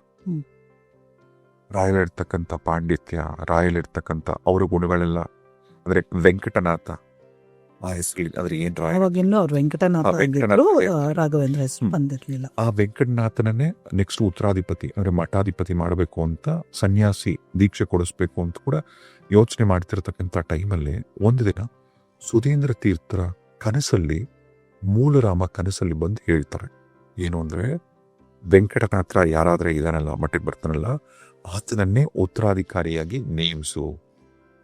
ಅವನಿಗೆ ಕನಸಿನಲ್ಲಿ ಹೇಳೋದು ಮೂಲರಾಮ. ಸೊ ಮೂಲರಾಮ ನಮ್ಮ ರಾಘವೇಂದ್ರ ಸ್ವಾಮಿ ಫೋಟೋದಲ್ಲಿ ಒಂದು ಮೂಲರಾಮ ಹೇಳ್ತಾರೆ ಹಿಂಗಂತ, ಸನ್ಯಾಸತ್ವನ ಕೊಡಿಸು ಅಂತಂದ್ಬಿಟ್ಟು ಸುಧೀಂದ್ರ ತೀರ್ಥರಿಗೂ ಅದೇ ಬೇಕಾಗಿತ್ತು. ಇನ್ನು ಭಗವಂತಿಂದನೇ ಕನ್ಫರ್ಮೇಶನ್ ಸಿಕ್ತಲ್ಲ, ಅವ್ರ ತಲೆಯಲ್ಲೂ ಅದೇ ಇತ್ತು. ನಂತರ ದಿನದಲ್ಲಿ ವೆಂಕಟನಾಥನ್ಗೆ ಆಹ್ವಾನ ಕಳಿಸ್ತಾರೆ, ಸ್ವಲ್ಪ ಮಾತಾಡ್ಬೇಕಿದೆ ಕರ್ಕೊಂಬನ್ನಿ ಅಂತಂದ್ಬಿಟ್ಟು. ವೆಂಕಟನಾಥ ಬಂದ್ರು. ಆಗಿನ್ನ ಅವರಿಗೆ ಒಂದು 25-26 ವರ್ಷ ಅಷ್ಟೇ ವಯಸ್ಸು. ಚಿಕ್ಕ ವಯಸ್ಸು, ಮದುವೆ ಆಗಿದೆ, ಹೆಂಡತಿ ಮಗು ಎಲ್ಲ, ಗೃಹಸ್ಥ ಜೀವನ ನಡೆಸುವ ಸಮಯ. ಆಗ ಸುಧೀಂದ್ರ ತೀರ್ಥರು ಹೇಳ್ತಾರೆ, ವೆಂಕಟನಾಥ ನಿನಗೊಂದು ಶುಭ ಸುದ್ದಿಯಪ್ಪ, ಈ ಮಠದ ಉತ್ತರಾಧಿಕಾರಿಯಾಗಿ, ಈ ಪೀಠಾಧಿಪತಿಯಾಗಿ ನಿನ್ನೆಲ್ಲ ನೇಮಿಸ್ತಿದ್ದೀನಿ. ನೀನು ಸನ್ಯಾಸತ್ವ ತಗೊಬೇಕು, ನೀನು ದೀಕ್ಷೆನ ಪಡಿಬೇಕು, ರೆಡಿ ಹಾಕು ಅಂತ. ಆಗ ವೆಂಕಟನಾಥ ಏನಿರ್ತಾರಲ್ಲ ಒಪ್ಕೊಳ್ಳಲ್ಲ ಇದಕ್ಕೆ. ಅಲ್ಲ ಸ್ವಾಮಿ, ಏನ್ ಹೇಳ್ತಿದ್ರೆ ನೀವು? ನಾನು ಸನ್ಯಾಸಿ ಅಲ್ಲ, ಅಥವಾ ಸನ್ಯಾಸತ್ವಕ್ಕೂ ನಾನು ಅರ್ಹನಲ್ಲ. ಮೊದಲನೇದಾಗಿ ನಾನು ಸಂಸಾರಿ, ನನಗೆ ಮದುವೆ ಆಗಿದೆ, ನನ್ನ ನಂಬ್ಕೊಂಡು ನನ್ನ ಹೆಂಡತಿ ಇದ್ದಾಳೆ ಮನೆಯಲ್ಲಿ, ನನ್ನ ಮಗನಿಗೆ ಇನ್ನೂ ಉಪನಯನ ಆಗಿಲ್ಲ, ನನ್ನ ಹೆಂಡತಿಗೆ ನನಗೆ ನನ್ನ ಹೆಂಡತಿ. ಈಗ ಇದೆಲ್ಲ ಬಿಟ್ಟು ಸನ್ಯಾಸತ್ವ ಅಂದ್ರೆ ಖಂಡಿತ ನಾನಾಗಲ್ಲ ಅಂತ. ಆಗ ಸುಧೀಂದ್ರ ತೀರ್ಥರು ಹೇಳ್ತಾರೆ, ಇಲ್ಲಪ್ಪ, ನನ್ನ ಕನಸಲ್ಲಿ ಮೂಲರಾಮ ಬಂದು ಹೇಳಿದ್ರು ನಿನ್ನನ್ನೇ ಈ ಪೀಠಾಧಿಪತಿಯಾಗಿ ಮಾಡಬೇಕು ಅಂತ. ಆಗ ವೆಂಕಟನಾಥ ಏನಿದ್ರಲ್ಲ ಅವ್ರ ಅಂತರಂತೆ, ಸರಿ ಆಯ್ತು, ನನ್ನ ಕನಸಲ್ಲೂ ಬಂದ್ರೆ ಹೇಳ್ತೀನಿ ಅಂತ ಬಂದ್ರೆ ಒಪ್ಕೊಳ್ತೀನಿ. ಆಮೇಲೆ ಮನೆಗೆ ಬರ್ತಾರೆ. ಮನೆಗೆ ಬಂದ ತಕ್ಷಣ ಹೆಂಡತಿ ಹತ್ರ ಕೂಡ ಈ ವಿಚಾರನ ಪ್ರಸ್ತಾಪ ಮಾಡ್ತಾರೆ. ಹೆಂಡತಿಗೆ ಮುಂಚೆನೇ ಇಷ್ಟ ಇರಲ್ಲ ಅವರು ಸನ್ಯಾಸಿ ಆಗೋದು, ಪೀಠಾಧಿಪತಿ ಆಗೋದು ಅಂತ. ಒಂದಿನ ಹೀಗೆ ರಾಯರು ಮಲಗಿರ್ತಾರೆ ಮನೆಯಲ್ಲಿ. ಮಧ್ಯರಾತ್ರಿ ಅವರ ಕನಸಲ್ಲಿ ಬರ್ತಕ್ಕಂಥದ್ದು ವಿದ್ಯಾಲಕ್ಷ್ಮಿ, ಅಂದ್ರೆ ಸರಸ್ವತಿ ಬಂದು ಹೇಳ್ತಾಳೆ, ಎದ್ದೇಳು ವೆಂಕಟನಾಥ, ಏನ್ ಮಾಡ್ತಿದೆ, ಎದ್ದೇಳು. ನೀನು ಈ ಕಲಿಯುಗದಲ್ಲಿ ಈ ಅವತಾರ ತಾಳು ಬಂದಿದೆಯಲ್ಲಪ್ಪ, ಏನಕ್ಕೋಸ್ಕರ ಬಂದಿದ್ಯಾ ನೀನು? ನಿದ್ದೆ ಮಾಡೋಕ್ಕೋಸ್ಕರ ಬಂದಿದ್ಯಾ ನೀನು? ಎದ್ದೇಳು, ನೀನು ಮಾಡಬೇಕಾದಂಥ ಕೆಲಸ ಬಹಳಷ್ಟಿದೆ ಅಂತನ್ಬಿಟ್ಟು. ಬಟ್ ಸರಸ್ವತಿ ಯಾಕೆ ಬರೋದು? ಅವರು ಸರಸ್ವತಿಯನ್ನು ತುಂಬಾ ನಂಬ್ತಾರಲ್ಲ. ಅದಕ್ಕೆ ಸರಸ್ವತಿ ಯಾಕೆ ಬರೋದು ಅಂದರೆ ಕಾರಣ, ಈ ಯಾವ ಒಂದು ಮಠದ ಉತ್ತರಾಧಿಕಾರಿಯಾಗಿ ಈಗ ಸುಧೀಂದ್ರ ತೀರ್ಥರು ರಾಯರ್ನ ಅಂದ್ರೆ ವೆಂಕಟನಾಥನ ನೇಮಿಸ್ಬೇಕು ಅಂತ ಹೊರಟ್ರಲ್ಲ, ಆ ಹಿಂದೆ ಇದ್ದಂತ ಅಷ್ಟೂ ಗುರುಗಳು ಕೂಡ ಸರಸ್ವತಿನ ಆರಾಧಿಸಿದ್ರು, ಪೂಜಿಸಿದ್ರು, ಅವಳಿಗೆ ಕಾವ್ಯ ಕೃತಿಗಳಿಂದ ಅಭಿಷೇಕ ಮಾಡಿದ್ರು. ಅದೇ ಸಂದರ್ಭದಲ್ಲಿ ವೆಂಕಟನಾಥರಿಗೆ ಕನ್ಸಲ್ ಕಂಡಂತ ವಿದ್ಯಾಲಕ್ಷ್ಮಿ ದೇವಿ ಹೇಳೋದು, ಅಂದ್ರೆ ಸರಸ್ವತಿ ಹೇಳೋದು ಹೀಗೆ, ಶ್ರೀ ಮಧ್ವಾಚಾರ್ಯರು, ಜಯಂತ ತೀರ್ಥರು, ವ್ಯಾಸ ತೀರ್ಥರು, ವಾದಿರಾಜರು ಮತ್ತೆ ಇನ್ನೂ ಒಂದಷ್ಟು ಜನ ಮಹಾತ್ಮರು, ಇವರೆಲ್ಲರೂ ನನಗೆ ಜ್ಞಾನ ಭೋಜನವನ್ನ ಕೊಟ್ಟಿದ್ದಾರೆ. ಜ್ಞಾನ ಭೋಜನವನ್ನ ನಾನು ಸೇವಿಸಿದ್ದೀನಿ. ಆದ್ರೆ ಈಗ ನಾನು ಉಪವಾಸದಿಂದ ಇದ್ದೀನಿ, ಆ ಸ್ಪೇಸ್ ನ ನೀನ್ ತುಂಬಬೇಕು ಅಂತನ್ಬಿಟ್ಟು. ಆಗ ವಿದ್ಯಾದೇವಿ ಸರಸ್ವತಿ ಕೂಡ ಹೇಳೋದು ಅದನ್ನೇ, ನೋಡಪ್ಪ, ನಿನ್ನ ಈ ಭೌತಿಕ ಆಸೆಗಳೆಲ್ಲ ಏನಿದೆ ಅಲ್ಲ, ಈ ಭೌತಿಕ ಆಸೆಗಳಾಗ್ಬೋದು, ನಿನ್ನ ಈ ಸಂಸಾರ ಜೀವನ, ಇದನ್ನೆಲ್ಲನೂ ಬಿಟ್ಟು ನೀನು ಹರಿ ಮತ್ತೆ ವಾಯುದೇವನ ಸ್ಮರಣೆಗೆ, ಸೇವೆಗೆ ನೀನು ಸಿದ್ಧವಾಗಬೇಕು ಅಂತಂದ್ಬಿಟ್ರು. ಅಷ್ಟೇ, ಕನಸು ಮುಗಿಯತ್ತೆ. ರಾಯರು ಎಚ್ಚರಿಕೆ ಆಗತ್ತೆ. ರಾಯರಿಗೆ ಆನಂದ. ನನ್ನ ಕನಸಲ್ಲಿ ಬಂದಿದ್ದು ಸಾಕ್ಷಾತ್ ಸರಸ್ವತಿ ದೇವಿ ಅಂತಂದ್ಬಿಟ್ಟು ಮತ್ತೆ ಧ್ಯಾನ ಕೂತ್ಕೋತಾರೆ. ಹಾಗೆ ಈಗ ನಾವು ಟ್ರಾನ್ಸ್ ಅಂತ ಏನು ಕರಿತೀವಲ್ಲ, ಧ್ಯಾನ ಕೂತ್ಕೊಂಡಾಗ ಆ ಕ್ಷಣ ಧ್ಯಾನ ಕೂತಾಗ ಅವ್ರ ಕಣ್ಣು ಮುಂದೆ ನರಸಿಂಹ ಸ್ವಾಮಿ, ಶ್ರೀರಾಮಚಂದ್ರ, ಶ್ರೀಕೃಷ್ಣ ಪರಮಾತ್ಮ ಎಲ್ಲರೂ ಕಣ್ಮುಂದೆ ಬರ್ತಾರೆ. ಆಗ ರಾಯರಿಗೆ ಕನ್ಫರ್ಮ್ ಆಗತ್ತೆ, ಇಲ್ಲ ನಾನು ಸನ್ಯಾಸತ್ವ ತಗೊಬೇಕು ಅಂತಂದ್ಬಿಟ್ಟು. ಸನ್ಯಾಸ ಪರ್ಪಸ್ಸೇ ಬೇರೆ ಅಂತ ಗೊತ್ತಾಗತ್ತೆ, ರಾಯರಿಗೆ ಅರ್ವಾಗತ್ತೆ, ನಾನು ಏನಕ್ಕೆ ಹುಟ್ಟಿದ್ದೀನಿ, ನಾನು ಏನು ಮಾಡ್ಬೇಕೀಗ ಅಂತಂದ್ಬಿಟ್ಟು. ಆದರೆ ಅವ್ರ ಹೆಂಡತಿಗೆ ಖಂಡಿತ ಇಷ್ಟ ಇರಲ್ಲ ಇದನ್ನು. ಆಮೇಲೆ ಯಾವಾಗ ಕಾಮನ್ ಅಲ್ಲ, ಯಾವ ಹೆಂಡತಿನೋ ಸುಲಭಕ್ಕೆ ಒಪ್ಕೊಳ್ಳೋ. ಇನ್ನು ಸಂಸಾರ ಗೃಹಸ್ಥಾಶ್ರಮನ ಬಿಟ್ಟು ಸನ್ಯಾಸಿಯ ಬದುಕ್ತಾರೆ ಅಂತಂದಾಗ ಯಾರು ಒಪ್ಕೋತಾರೆ? ಅದು ಬೇರೆ, ಮಗನ ಬೇರೆ ಉಪನಯನ ಆಗಿಲ್ಲ. ಈಗ ರಾಯರಿಗೆ ಸನ್ಯಾಸತ್ವ ಕೊಡೋಕ್ಕಿಂತ ಮುಂಚೆ ಸುಧೀಂದ್ರ ತೀರ್ಥರು ಹೇಳ್ತಾರೆ, ನಿನ್ನ ಮಗನಿಗೆ ಬೇಗ ಉಪನಯನ ಮಾಡೋಣ ಅಂತಂದ್ಬಿಟ್ಟು. ಉಪನಯನ ಕೂಡ ಮುಗಿದ ಆದಮೇಲೆ ಏನು ಮಾಡ್ತಾರೆ ಅಂದರೆ, ಸುಧೀಂದ್ರ ತೀರ್ಥರು ವೆಂಕಟನಾಥನನ್ನ ಕರ್ಕೊಂಡು ಅವರಿಗೆ ಸನ್ಯಾಸತ್ವ, ಈ ದೀಕ್ಷೆನ ಕೊಡೋದು ಬೇರೆ ಊರಲ್ಲಿ. ಇದೇ ಊರಲ್ಲಿದ್ರೆ ಹೆಂಡತಿ ಗೊತ್ತಾಗತ್ತಲ್ಲ, ಹೆಂಡತಿ ಗೊತ್ತಿಲ್ದಂಗೆ ಮಾಡಿದ್ವಿ. ಹೆಂಡತಿಗೆ ಗೊತ್ತಿಲ್ಲದೆ ವೆಂಕಟನಾಥನ ಸನ್ಯಾಸ ಸ್ವೀಕಾರದ ಸಮಯದಲ್ಲಿ ಅವರ ಹೆಂಡತಿ ಸರಸ್ವತಿ ಏನಿದ್ರಲ್ಲ, ಇವರು ಅಡ್ಡಿಪಡಿಸ್ಬೋದು ಅನ್ನೋ ಒಂದೇ ಒಂದು ಕಾರಣಕ್ಕೆ ಆಗ ಅವ್ರು ಏನ್ ಮಾಡ್ತಾರೆ ಅಂತಂದ್ರೆ, ಅಲ್ಲಿ ತಂಜಾವೂರಲ್ಲಿ ರಾಜ ರಘುನಾಥನ ಅರಮನೆಯಲ್ಲಿ ಈ ಸನ್ಯಾಸತ್ವ, ಈ ದೀಕ್ಷೆ ಕೊಡಬೇಕು ಅಂತ ನಿರ್ಧಾರ ಮಾಡ್ತಾರೆ. ಸೀದರಾಯರು, ಸುಂದರ ತೀರ್ಥರು ಅಲ್ಲಿಗೆ ಹೋಗ್ತಾರೆ. ಸಾಕಷ್ಟು ಜನರ ಸಮ್ಮುಖದಲ್ಲಿ, ಸಂಸ್ಥಾನದಲ್ಲಿ ರಾಯರಿಗೆ ಈಗ ಸನ್ಯಾಸತ್ವನ ಕೊಟ್ಬಿಡ್ತಾರೆ. ಹೆಂಡತಿಗೆ ಗೊತ್ತಿಲ್ಲದೆ, ಮಗನಿಗೆ ಗೊತ್ತಿಲ್ಲ, ಕೊಟ್ಬಿಡ್ತಾರೆ. ಈಗ ಬಟ್ ವಾಪಸ್ ಇದೇ ಊರಿಗೆ ಬರಬೇಕು, ಪುನಃ ಮತ್ತೆ ಬರಬೇಕು. ಅಂದ್ರೆ ರಾಯರಿಗೆ ಅವಾಗ 26ರಿಂದ 27 ವರ್ಷ ವಯಸ್ಸಷ್ಟು. ಆಗ ಅವರಿಗೆ ಸನ್ಯಾಸ ಕೊಡ್ತಾರೆ. ಇದೇ ಸಂದರ್ಭದಲ್ಲೇ ವೆಂಕಟನಾಥ ಅನ್ನೋ ಒಂದು ಹೆಸರನ್ನ ಸುಧೀಂದ್ರ ತೀರ್ಥರು ರಾಘವೇಂದ್ರ ಅಂತ ಹೆಸರು ಬದಲಾಯಿಸ್ತಾರೆ. ನಾನು ಆಗ್ಲೇ ಹೇಳ್ದಂಗೆ ರಾಘವೇಂದ್ರ, ಆ ರಾಘವೇಂದ್ರ ಆ ಹೆಸರಿಗಿರ್ತಕ್ಕಂಥ ಶಕ್ತಿನೇ ಅದ್ಭುತ. ಮೂಲ ರಾಮದೇವರು ಸೂಚಿಸಿದಂತ ರಾಘವೇಂದ್ರ ಅನ್ನೋ ಒಂದು ನಾಮನ ರಾಯರಿಗೆ ಅತ್ಯಂತ ಸೂಕ್ತವಾಗಿ ಆಯ್ಕೆಯಾಗಿತ್ತು. ಅದರ ಅರ್ಥ ನಾನು ಹೇಳ್ದಂಗೆ ರಘುಕುಲದ ಇಂದ್ರನಾದ ಶ್ರೀರಾಮನನ್ನ ಸೂಚಿಸುತ್ತೆ. ಇದೇ ನಾಮ ಹನುಮಂತನನ್ನು ಕೂಡ ಸೂಚಿಸುತ್ತೆ. ರಾಘವ ಯಸ್ಯ ಇಂದ್ರಃ ರಾಘವೇಂದ್ರ. ನಾನಾಗ್ಲೇ ಹೇಳ್ದಂಗೆ ರಾಘವೇಂದ್ರ ಅರ್ಥ ನೋಡಿ ಎಷ್ಟು ಚೆನ್ನಾಗಿದೆ. ರಾ ಅಂದ್ರೇನೆ ಪರ್ವತದಷ್ಟು ನಿಮ್ಮ ಪಾಪಗಳೇನಿರುತ್ತಲ್ಲ, ನಿಮ್ಮ ಕರ್ಮನೆಲ್ಲ ಕಳಿಯತ್ತೆ. ಕಾ ಅಂದ್ರೆ ನಿಮಗೆ ಗಾಢವಾದಂತ ಭಕ್ತಿನ ನೀಡುತ್ತೆ. ವೇ ಅಂದ್ರೆ ಹುಟ್ಟು ಸಾವು, ಈ ಇದ್ರ ನಡುವೆ ಇರ್ತಕ್ಕಂಥ ಇದೇನು ಮೋಕ್ಷ ಇದೇನಿದೆಲ್ಲ, ಈ ಸಫರಿಂಗೇ ಬೇಡ ಅಂತ ನಿಮ್ಗೆ ಮೋಕ್ಷ ಕೂಡ ಸಿಗತ್ತೆ. ಜೊತೆಗೆ ದ ಅಂದ್ರೆ ಪ್ರಸಿದ್ಧವಾಗಿರ್ತಕ್ಕಂಥ ಎಲ್ಲಾ ದೇವರುಗಳ ಅನುಗ್ರಹ, ದರ್ಶನ ಮಾಡಿಸುತ್ತೆ ಅಂತ. ಈ ರಾಘವೇಂದ್ರ ಪದದ ಅರ್ಥ ಏನಿದೆಲ್ಲ, ಇದೇ ಪದದ ಅರ್ಥನ ರಾಘವೇಂದ್ರ ಪರಮ ಶಿಷ್ಯರು ಮುಂದೆ ಬರ್ತಾರಲ್ಲ ಅಪ್ಪಣಾಚಾರ್ಯರು, ಅವರು ಕೂಡ ರಾಘವೇಂದ್ರ ಸ್ತೋತ್ರದಲ್ಲಿ ಇದನ್ನ ಮೆನ್ಷನ್ ಮಾಡಿದ್ದಾರೆ, ಉಲ್ಲೇಖಿಸಿದ್ದಾರೆ. ವೆಂಕಟನಾಥನಿಗೆ ರಾಘವೇಂದ್ರ ಅಂತ ನಾಮಕರಣ ಮಾಡ್ತಾರೆ ಸುಧೀಂದ್ರ ತೀರ್ಥರು. ಅದಾದ ನಂತರ ಈಗ ರಾಯರ ಸನ್ಯಾಸತ್ವ ಸ್ವೀಕರಣೆ ಆಗಿದ್ದು ಗೊತ್ತಾಗತ್ತೆ ಅವ್ರ ಹೆಂಡತಿಗೆ. ಈ ವಿಚಾರ ಗೊತ್ತಾದ ತಕ್ಷಣ ಆಕೆಗೆ ಅದನ್ನ ಸಹಿಸ್ಕೊಳಕ್ಕಾಗಲ್ಲ. ಆ ವಿರಹ ವೇದನೆ ಏನಿರುತ್ತಲ್ಲ, ಅಂದ್ರೆ ತನ್ನ ಗಂಡನ್ನ ಬಿಟ್ಟು ಇನ್ನು ಜೀವನ ಪರ್ಯಂತ ಆಕೆ ಜೀವನನ ಕಟ್ಕೊಬೇಕು. ತನ್ನ ಗಂಡನೇ ಇಲ್ಲ, ಯಾರನ್ನಾದ್ರೆ ತನ್ನ ಸರ್ವಸ್ವ ಅಂತ ಆಕೆ ನಂಬ್ಕೊಂಬಂದಿದ್ಲು. ನಾಳೆಯಿಂದ ಆ ವ್ಯಕ್ತಿ ಇರಲ್ಲ ಅವ್ರ ಜೀವನದಲ್ಲಿ, ಅದನ್ನ ತಗೊಳಕ್ಕಾಗಲ್ಲ ಸರಸ್ವತಿ ದೇವಿಗೆ. ಹಾಗಾಗಿ ಎಷ್ಟೋ ಶಾಸ್ತ್ರಗಳನ್ನ ಇನ್ಫ್ಯಾಕ್ಟ್ ರಾಯರಿಂದಾನೇ ಆಕೆ ಕಲ್ತಿರ್ತಾಳೆ. ಜೊತೆಗೆ ಆಕೆ ಪ್ರವೀಣೆ, ಅಂಥದ್ರಲ್ಲೂ ಕೂಡ ಆಕೆ ತಲೆಯಲ್ಲಿ ಒಂದು ಕೆಟ್ಟ ಯೋಚನೆ ಬರುತ್ತೆ. ಅದೇನು ಅಂದ್ರೆ ಮಾಡ್ಕೊಬೇಕು ಅಂತ. ಅಂತ ಸಮಯದಲ್ಲಿ ಆಕೆ ಯಾವಾಗ ನೋವು ತಡೆಯಕ್ಕಾಗಲ್ಲ, ಕೊನೆಗೆ ಒಂದು ಬಾವಿಲಿ ಹಾರಿ ಆಕೆ ಪ್ರಾಣ ಕಳ್ಕೊಂಡ್ಬಿಡ್ತಾಳೆ ರಾಯರ ಹೆಂಡತಿ. ಇದಾದ್ಮೇಲೆ ಆಕೆ ಈಗ ಯಾಕೆ ಮಹಾಪಾಪ ಅಂತ ಅಂತೀವಿ ಅಂತಂದ್ರೆ, ಈಗ ಆಯುಸ್ಸು ಮುಗಿದು ತಿರೋದು ಒಂಥರ, ಯಾರು ಮಾಡ್ಕೊಂಡ್ರು ಅಷ್ಟೇ ಅವರು ಪ್ರೇತರಾಗ್ತಾರೆ, ಅವ್ರಿಗೆ ಮೋಕ್ಷ ಸಿಗಲ್ಲ. ಅವ್ರು ಅಲ್ಲೂ ಇಲ್ಲ ಇಲ್ಲೂ ಇಲ್ಲ, ಹಂಗಾಗಿ ಅಲಿತಾರೆ. ಇಲ್ಲಿ ಸರಸ್ವತಿ ದೇವಿಗೂ ಕೂಡ ಇದೇ ಪರಿಸ್ಥಿತಿ ಆಗಿದ್ದು. ಆಕೆ ಪ್ರೇತ ಆಗ್ಬಿಡ್ತಾಳೆ. ಆಕೆ ಆ ಪ್ರೇತವಾಗದಾಗೂ ಕೂಡ ತನ್ನ ಗಂಡನ್ನ ನೋಡ್ಬೇಕು ಅಂತ ಬರ್ತಾಳೆ. ಆಕೆ ಅಷ್ಟು ಪ್ರೀತಿ. ರಾಯರ ಮಠಕ್ಕೆ ರಾಯರನ್ನ ನೋಡ್ಬೇಕು ಅಂತ ಮತ್ತಾಗ್ಲೂ ಕೂಡ ಆಕೆ ಒಳಗ್ ಬರಕ್ಕಾಗಲ್ಲ, ಯಾಕಂದ್ರೆ ಪ್ರೇತವಾಗಿದ್ಲು ಆಕೆ. ಮಾನವರ ಕಣ್ಣಿಗೂ ಯಾರಿಗೂ ಕಾಣಿಸಲ್ಲ, ಆದ್ರೆ ರಾಯರಿಗೆ ಆಕೆ ಕಾಣ್ತಾಳೆ. ಅಲ್ಲಿ ಹೇಳ್ತಾಳೆ ಆಕೆ ಯಾಕಿಂತ ನಿರ್ಧಾರನ ಮಾಡಿಕೊಂಡ್ರು ಅಂತ. ಅದೇ ರಾಯರು ಕಮಂಡಲದಿಂದ ನೀರನ್ನ ತಗೊಂಡು ಆಕೆ ಮೇಲೆನ್ನ ಹಾಕಿ ಆಕೆಗೆ ಮೋಕ್ಷ ಕೊಡಿಸ್ತಾರೆ. ಹ್ಮ್.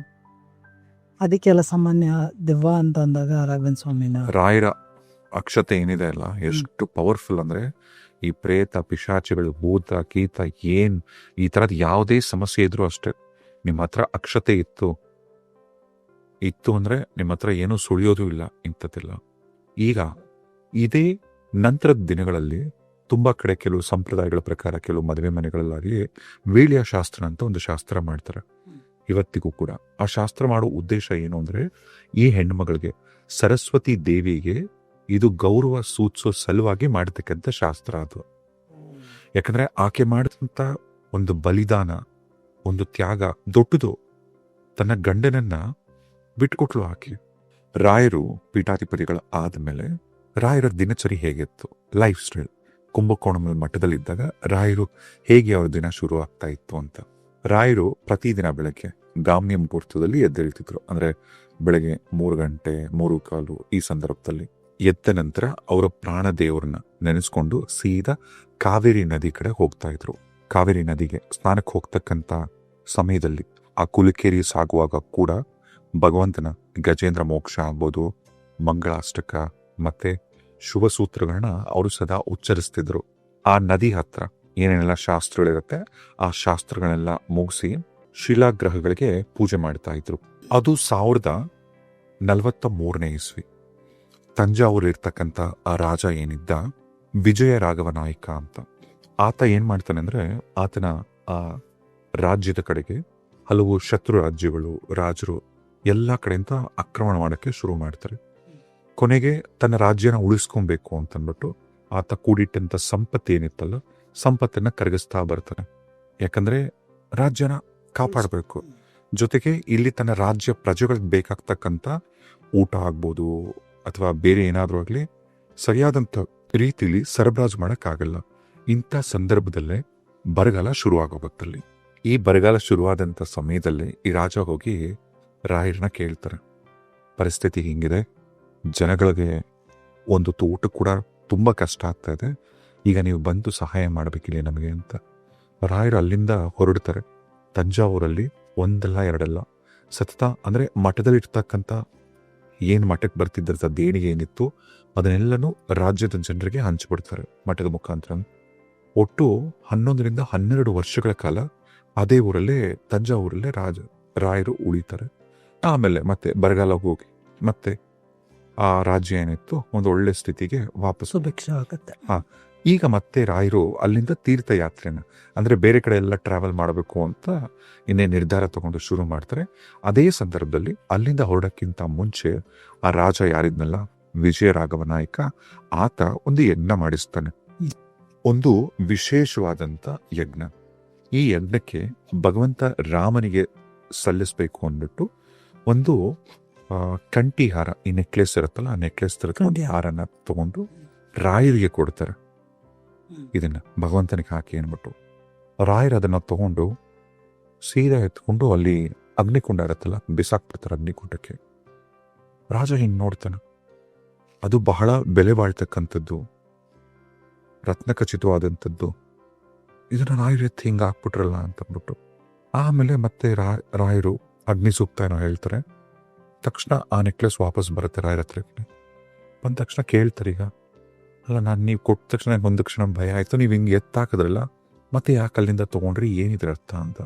ಆಗ ಹೇಳ್ತಾರೆ, ಈ ಕಂಠಿಹಾರ ಏನಿತ್ತಲ್ಲ ಇದನ್ನ ಮಾನವರು ಬೆಳೆಸಿದ್ರು, ಅದನ್ನ ಭಗವಂತನಿಗೆ ಹಾಕೋದಲ್ಲ. ಸೊ ಈಗ ಅಗ್ನಿ ಮುಖಾಂತರ ಅಗ್ನಿಗೆ ಹಾಕದ್ಮೇಲೆ ಮಾನವರು ಮಾಡಿದ್ದು ಅಥವಾ ಬಳಸಿದ್ದ, ಮಾನವರು ಬೆಳೆಸಿದ್ದು ಈಗಾಗ್ಲೇ ಒಬ್ಬ ಮಾನವರು ಅದನ್ನ ಧರಿಸಿದ್ರು, ಆ ಕಂಠಿ ಹಾರನ. ಅದನ್ನ ತಗೊಂಡು ನಾನು ರಾಮನಿಗೆ ಹಾಕಕ್ಕಾಗಲ್ಲ, ಅಗ್ನಿಗೆ ಹಾಕಿ ಶುದ್ಧೀಕರಣ ಮಾಡಿದ ನಂತರ ಇದನ್ನ ಭಗವಂತನಿಗೆ ಬಳಸ್ಬೋದು ಅಂತಂದ್ಬಿಟ್ಟು ನಂತರ ಆಮೇಲೆ ರಾಯರು ಅಲ್ಲಿಂದ ತಮ್ಮ ಪ್ರಯಾಣನ ತೀರ್ಥಯಾತ್ರೆನ ಶುರು ಮಾಡ್ತಾರೆ. ಪರಿಪೂರ್ಣ ದೇವನಾಗರ, ಕಾಮಲಾಲಯ, ಕಾವೇರಿ ನದಿ ಬಂಗಾಳದ ಸಮುದ್ರಕ್ಕೆ ಸೇರ್ತಕ್ಕಂಥ ಸ್ಥಳ, ಚಂಪಕೇಶ್ವರ, ರಾಮೇಶ್ವರ, ಅಳಗಿರಿ, ಅನಂತಶಯನ, ಜ್ಞಾನಾರ್ಥ, ತಿರುವಣ್ಣೇಲಿ, ಈ ಥರದ ತುಂಬಾ ಸ್ಥಳಗಳಿಗೆ ರಾಯರು ಪ್ರಯಾಣನ ಮುಂದುವರಿಸ್ತಾರೆ. ನಂತರ ಅಲ್ಲಿಂದ ರಾಯರು ಬರೋದೇ ಉಡುಪಿಗೆ. ಅದು 1663 ಇಸ್ವಿ ರಾಯರು ಬರ್ತಾರೆ ಉಡುಪಿ ಮಠಕ್ಕೆ. ಹೇಳಿ ಕೇಳಿ ಅವರ ನೆಚ್ಚಿನ ದೈವ ಶ್ರೀಕೃಷ್ಣ ಪರಮಾತ್ಮನ ಹೇಗೆ ಅವರು ಹೋಲಿಸ್ಕೊಳ್ತಾರೆ ಅಂದ್ರೆ, ಅವರು ಅಲ್ಲೇ ಕುತ್ಕೊಂಡು ಸಾಕಷ್ಟು ಒಳ್ಳೊಳ್ಳೆ ಗ್ರಂಥಗಳನ್ನ, ಕೃತಿಗಳನ್ನ ರಚಿಸಿದಂತ ಸ್ಥಳ ಅದು. ಈಗ ಪ್ರಸಿದ್ಧವಾದಂತ ಹಾಡು ಏನಿದೆ ಅಲ್ಲ, ಇಂದು ಎನಗೆ ಗೋವಿಂದ ನಿನ್ನೆಯ ಪಾದಾರವಿಂದವನ, ಅದನ್ನ ಅಲ್ಲಿ ರಚಿಸ್ತಾರೆ ರಾಯರು. ಇಂದು ಜನಗೆ ಗೋವಿಂದ. ಅದು ಹೇಗೆ ಅಂದ್ರೆ, ರಾಯರು ಹಾಡಕ್ಕೆ ನುಡ್ಸಕ್ಕೆ ಶುರು ಮಾಡಿದ್ರೆ ಆ ಶ್ರೀಕೃಷ್ಣ ಪರಮಾತ್ಮ ಬಾಲರೂಪದಲ್ಲಿ ಕಾಣಿಸ್ಕೊಂಡು ಕುಣಿದು ಕುಣಿದು ಕುಣಿದು ಸುಸ್ತಾಗ್ಬಿಡೋರಂತೆ. ಹೌದಾ? ಸುಸ್ತಾಗಿ ಕೂತ್ಕೊಳ್ಳಂತೆ. ಆಗ ಶ್ರೀಕೃಷ್ಣ ಪರಮಾತ್ಮನಿಗೆ ಕಾಲೊತ್ತಿದ್ರಂತ ರಾಯರು. ಕಾಲ್ ನೋವಾಗಿದೆ ಅಂತ. ಅವರು ಉಡುಪಿಲಿದ್ದಂತ ಸಮಯದಲ್ಲೇ ಒಂದು ಶ್ರೀಕೃಷ್ಣ ಮೂರ್ತಿನ ಚಿನ್ನದಲ್ಲಿ ಮಾಡ್ತಾರೆ. ಅವರೇ ಸ್ವತಃ ಮಾಡ್ತಾರೆ, ರಾಘವೇಂದ್ರ ಸ್ವಾಮಿಗಳು ಮಾಡ್ತಾರೆ ಅವರೇ ಸ್ವತಃ. ಅದನ್ನ ಇವತ್ತಿಗೂ ಕೂಡ ಉಡುಪಿ ಮಠದಲ್ಲಿ ಇಟ್ಟಿದ್ದಾರೆ, ರಾಯರು ಮಾಡಿದಂಥದ್ದನ್ನ. ನಂತರ ಉಡುಪಿ ಮಠದಿಂದ ಅವರು ಬರೋದೇ ನಮ್ಮ ಮೈಸೂರಿನ ಶ್ರೀರಂಗಪಟ್ಟಣಕ್ಕೆ ಬರ್ತಾರೆ. ಅಲ್ಲಿಗೆ ಬಂದಾಗ ಅಲ್ಲಿನ ಮೈಸೂರು ಸಂಸ್ಥಾನದ ಶಾಸಕರು, ಈಗ ಹೇಳ್ಬೇಕಂದ್ರೆ ಸಿಂಪಲ್ ಆಗಿ ನಮ್ಮ MLAಗಳು MP ಗಳು ಅಂತ ಏನ್ ಕರೀತಾರೋ ಈ ತರ, ಶ್ರೀರಂಗಪಟ್ಟಣಕ್ಕೆ ಬಂದಾಗ ಅಲ್ಲಿನ ಶಾಸಕರು ಏನಿದ್ರು ಅವರು ರಾಯರಿಗೆ ಎಲ್ಲಾ ವ್ಯವಸ್ಥೆನೂ ಮಾಡ್ತಾರೆ. ಅದೇ ಸಂದರ್ಭದಲ್ಲಿ ಅವ್ರು ಹೇಳ್ತಾರೆ, ಚತುರ್ಮಾಸ ಆಚರಣೆನ ಮಾಡಿ ಇಲ್ಲಿ ಅಂತ ಅಂದ್ಬಿಟ್ಟು. ಅದ್ರ ಜನಗಳು ಕೂಡ ಎಲ್ಲ ರೆಡಿ ಇದ್ದಾರೆ, ನೀವು ಶುರು ಮಾಡಿದ್ರೆ ಎಲ್ಲರೂ ಮಾಡ್ತಾರೆ ಇದನ್ನು. ಏನಿದು ಚತುರ್ಮಾಸ ಆಚರಣೆ ಅಂತ ನಿಮ್ ತಲೆಯಲ್ಲಿ ಯೋಚನೆ ಮಾಡ್ತಿರಲ್ಲ. ಈಗ ಚತುರ್ಮಾಸ ಅಂತಂದ್ರೆ, ಈಗ ವರ್ಷದಲ್ಲಿ ಒಂದು 12 ತಿಂಗಳಿದೆ, ಡಿಫ್ರೆಂಟ್ ಮಾಸಗಳಿದೆ. ಈ ಚತುರ್ಮಾಸ ಆಚರಣೆ ಶುರು ಮಾಡೋದು ಆಷಾಢ ಮಾಸದಲ್ಲಿ ಶುರು ಮಾಡಿ ಕಾರ್ತಿಕ ಮಾಸಕ್ಕೆ ಎಂಡ್ ಮಾಡ್ತಕ್ಕಂಥ ಇದೊಂದು ವ್ರತ. ಈ ವ್ರತ ಮಹಾವಿಷ್ಣು ಬಗ್ಗೆ, ಅಂದ್ರೆ ವಿಷ್ಣುವಿನ ಕುರಿತಾಗಿ ಮಾಡ್ತಕ್ಕಂಥ ಒಂದು ವ್ರತ. ಇದು 4 ತಿಂಗಳ ಕಾಲ ಮಾಡ್ತಕ್ಕಂಥ ಒಂದು ಆಚರಣೆ. ಈ ಚತುರ್ಮಾಸ ಆಚರಣೆ ಎಷ್ಟು ವಿಶೇಷವಾಗಿರುತ್ತೆ ಅಂದ್ರೆ, ಈ 4 ತಿಂಗಳ ಆಚರಣೆ ಏನಿರುತ್ತಲ್ಲ, ಆಷಾಢದಿಂದ ಶುರುವಾಗಿ ಕಾರ್ತಿಕ ತನಕ, ಮಧ್ಯ ಆಷಾಢ, ಶ್ರಾವಣ, ಭಾದ್ರಪದ ಇದೆಲ್ಲ ಏನ್ ಬರುತ್ತೆ, ಹಾಗೆ ಒಂದೊಂದು ತಿಂಗಳು ನೀವು ಒಂದೊಂದನ್ನ ಬಿಡ್ತಾ ಬರಬೇಕು. ಇದು ವಿಷ್ಣು ಭಗವಂತನಿಗೆ ಸಂಬಂಧಪಟ್ಟಂತ ಇಷ್ಟವಾಗಿರೋದು ಬಿಡೋದು ಅಥವಾ ಇಂಥದ್ದೇ ಬಿಡಬೇಕು ಅಂತ. ಈಗ ಉದಾಹರಣೆಗೆ ಮೊದಲನೇ ತಿಂಗಳು ನೀವು ಹಸಿರು ತರಕಾರಿಗಳನ್ನ ಮತ್ತೆ ಶುಂಠಿನ ತಿನ್ನೋ ಹಾಗಿರಲ್ಲ. 2ನೇ ತಿಂಗಳು ನೀವು ಮೊಸರನ್ನ ಬಿಡಬೇಕು, ಮೊಸರು ತಿನ್ನೋ ಹಾಗಿಲ್ಲ. 3ನೇ ತಿಂಗಳಲ್ಲಿ ನೀವು ಹಾಲನ್ನ ಬಳಸಬಾರದು. ಕೊನೆ 4ನೇ ತಿಂಗಳಲ್ಲಿ ನೀವು ಎಣ್ಣೆ, ಸಾಸಿವೆ ಕಾಳು ಈ ತರದೆಲ್ಲ ಏನು ಬಳಸಂಗಿಲ್ಲ. ಒಗ್ಗರಣೆ ಇದೆಲ್ಲ ಬಿಟ್ಟು, ಒಗ್ಗರಣೆನೇ ಇರಲ್ಲ. ಇದೆಲ್ಲ ಬಿಟ್ಟು ನೀವು ಈ ವ್ರತನ ಆಚರಿಸ್ಬೇಕು. ಈ ವ್ರತನ ಆಚರಣೆ ಮಾಡುವಂತ ಟೈಮಲ್ಲಿ ಕೆಲವನ್ನ ಪಾಲಿಸ್ಬೇಕು. ಹೇಗೆ, ನೆಲದ ಮೇಲೆ ಮಲ್ಕೊಳ್ಳೋದಾಗ್ಬೋದು, ಅಥವಾ ಈಗ ಭಗವಂತನ ಪೂಜೆಗೆ ಕೂತ್ಕೊಳ್ತಕ್ಕಂಥ ಟೈಮಲ್ಲಿ ಈ ಅಂಟು ಮುಟ್ಟು ಕೆಲವೊಂದೆಲ್ಲ ಪಾಲಿಸೋದು, ಕೂದಲು ಕತ್ತರಿಸೋದು, ಕ್ಷೌರ ಮಾಡ್ಕೊಳ್ಳೋದು, ಇದನ್ನೆಲ್ಲ ನಿಲ್ಲಿಸ್ಬೇಕು. ಜೊತೆಗೆ ದಿನಕ್ಕೆ ಒಂದಿನ ಮಾತ್ರ ಊಟ, ಒಂದು ಹೊತ್ತು ಮಾತ್ರ ಊಟ. ಜೊತೆಗೆ ಪ್ರತಿದಿನ ವಿತೌಟ್ ಫೇಲ್ ವಿಷ್ಣು ದೇವಾಲಯಗಳಿಗೆ ಭೇಟಿ ನೀಡಬೇಕು. ಇಷ್ಟಕ್ಕೂ ಇದು ಮಾಡ್ತಕ್ಕಂಥ ಉದ್ದೇಶ ಏನು ಅಂದ್ರೆ, ನಮ್ಮ ಭಕ್ತಿಯ ತೀವ್ರತೆನ ಹೆಚ್ಚಿಸ್ಕೊಳ್ಳೋದು. ಜೊತೆಗೆ ನಮಗೆ ಈ ಒಂದು ಭೌತಿಕವಾದಂಥ ಅಟ್ಯಾಚ್ಮೆಂಟ್ ಇರುತ್ತೆ ಗೊತ್ತಾ, ಈ ದೇಹ ನಂದು, ಈ ಮನೆ ನಂದು, ಈ ಇದು ನಂದು, ಅದು ನಿಂತು ಅಂತ ಇದೆಲ್ಲ ಬಿಡಬೇಕು ಅಂತ. ಎಲ್ಲದಕ್ಕಿಂತ ಹೆಚ್ಚಾಗಿ ಆಧ್ಯಾತ್ಮಿಕವಾಗಿ ಪ್ರಗತಿನ ಸಾಧಿಸ್ಬೇಕು ಅಂತ. ಜೊತೆಗೆ ರಾಯರು ಉಡುಪಿಲಿ ಇರ್ತಕ್ಕಂಥ ಟೈಮಲ್ಲಿ ಈಗ ರಾಮಾಯಣ ಏನಿತ್ತಲ್ಲ, ಇಷ್ಟು ರಾಮಾಯಣನ 11 ಶ್ಲೋಕಗಳಲ್ಲಿ ಬರೀತಾರೆ. ಭಾಗವತದ ಕೃಷ್ಣನ ಕಥೆಗಳನ್ನ 27 ಶ್ಲೋಕಗಳಲ್ಲಿ ಬರೀತಾರೆ. ಒಟ್ಟು 47 ಗ್ರಂಥಗಳನ್ನ ರಚಿಸ್ತಾರೆ. ಅದರಲ್ಲಿ ರಾಶಿ ದೋಷಗಳ ಪರಿಹಾರ ಅಂತ ಒಂದು ಗ್ರಂಥ ಏನಿರುತ್ತಲ್ಲ, ಇದೊಂದನ್ನ ಓದಿದ್ರೆ ಸಾಕು, ನಿಮಗೆ ಎಷ್ಟೋ ಕರ್ಮನ ಕಳಿಯತ್ತೆ. ರಾಯರು ಶ್ರೀರಂಗಪಟ್ಟಣ ಮುಗಿದ ಮೇಲೆ ಈಗ ಹುಬ್ಬಳ್ಳಿ, ಗದಗ ಹಿಂಗೆ ಟ್ರಾವೆಲ್ ಮಾಡ್ತಿರ್ತಕ್ಕಂಥ ಟೈಮಲ್ಲಿ ಗದಗ ಹತ್ರ ಇರ್ತಕ್ಕಂಥ ಒಂದು ಗ್ರಾಮಕ್ಕೆ ಭೇಟಿ ಕೊಡ್ತಾರೆ, ದೇಶಾಯಿ ಅನ್ನೋರ್ ಮನೆಗೆ. ಯಾವಾಗ ರಾಯರು ಇಲ್ಲಿ ಬಂದರು ಅಂತ ಗೊತ್ತಾದಾಗ ರಾಯರ ಸೇವೆ ಮಾಡಬೇಕು ಅಂತ ಆತ ರಾಯರಿಗೆ ಆತಿಥ್ಯ ಮಾಡ್ತಾನೆ. ಎಲ್ಲ ಕಡೆ ಸುದ್ದಿ ಹಬ್ಬತ್ತೆ, ರಾಯರನ್ನ ನೋಡಬೇಕು ಅಂತ ಜನ ನುಗ್ಗಲು. ಸರಿ, ಎಲ್ಲರೂ ಬರ್ತಾರೆ ರಾಯನ ದರ್ಶನಕ್ಕೆ. ಬಂದವರಿಗೆಲ್ಲ ಚೆನ್ನಾಗಿ ಅತಿಥಿ ಸತ್ಕಾರ ಮಾಡಬೇಕು ಅಂತ ಅಂದ್ಬಿಟ್ಟು ಈ ದೇಶಾಯಿ ದಂಪತಿಗಳು ಏನಿರ್ತಾರಲ್ಲ, ಇವರು ಮಾವಿನ ಹಣ್ಣಿನ ಸೀಕರಣೆನ ತಯಾರಿಸ್ತಾರೆ. ಒಂದು ದೊಡ್ಡ ಪಾತ್ರೆ, ಆ ಪಾತ್ರೆ ಒಳಗೆ ಮಾವಿನ ಹಣ್ಣಿನ ಸೀಕರಣೆ ಮಾಡೋದು ಗೊತ್ತಲ್ಲ, ಬೆಲ್ಲ, ಸಕ್ಕರೆ, ಬೆಲ್ಲ ಪಾಕ ಹಾಕಿ ಈಗ ಹಣ್ಣು ಹಾಕ್ತಕ್ಕಂಥದ್ದು. ಯಾವಾಗ ಸೀಕರಣೆ ಮಾಡುವಂಥ ಟೈಮಲ್ಲಿ ದೇಶಾಯಿ ದಂಪತಿಗಳಿಗೆ ಒಂದು ಮಗ ಇರ್ತಾನೆ, ಒಂದು ಪುಟ್ಟ ಬಾಲಕ. ಅಡಿಗೆ ಮನೆಗೆ ಹೋಗಿ ಈ ಅಡಿಗೆ ತಯಾರಾಗ್ತಕ್ಕಂಥ ಟೈಮಲ್ಲಿ ಸೀಕರಣೆನ ರುಚಿ ನೋಡಬೇಕು ಅಂತ ಒಂದು ಸ್ವಲ್ಪ ಆ ಪಾತ್ರೆ ಒಳಗೆ, ಆ ಯಾವ ದೊಡ್ಡ ಪಾತ್ರೆಯಲ್ಲಿ ಮಾಡ್ತಿದ್ರಲ್ಲ ಆ ಪಾತ್ರೆ ಒಳಗೆ ನೋಡ್ತಾ ನೋಡ್ತಾ ನೋಡ್ತಾ ಪಾತ್ರೆ ಒಳಗೆ ಬಿದ್ದೋಗ್ಬಿಡ್ತಾನೆ ಅವನು. ಮಗು ಬಿದ್ದೋಗ್ತಾನೆ. ಈ ವಿಚಾರ ಆ ದೇಶಾಯಿ ದಂಪತಿಗಳ ಗೊತ್ತಾಗತ್ತೆ. ದೇಶಾಯಿ ದಂಪತಿಗಳು ಗಂಡ ಹೆಂಡತಿ ಇಬ್ರು ಬರ್ತಾರೆ.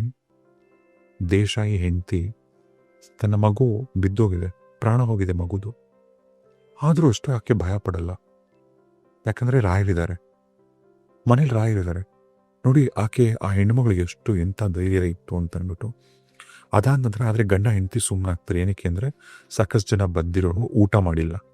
ಈಗ ವಿಚಾರ ಗೊತ್ತಾದರೆ ಮಾಡಿರ್ತಕ್ಕಂಥ ಊಟನ ಯಾರೂ ತಿನ್ನಲ್ಲ ಅಂತ ಅಂದ್ಬಿಟ್ಟು ಕೊನೆಗೆ ಈ ವಿಚಾರ ರಾಯರಿಗೆ ತಕ್ಷಣ ಗೊತ್ತಾಗತ್ತೆ. ಆಮೇಲೆ ಕರೀತಾರೆ ಗಂಡ ಹೆಂಡತಿನ. ಕರೆದಾಗ ಆಮೇಲೆ ಹೇಳ್ತಾರೆ ಅವರು ಹಿಂಗಾಯಿತು ಅಂತ.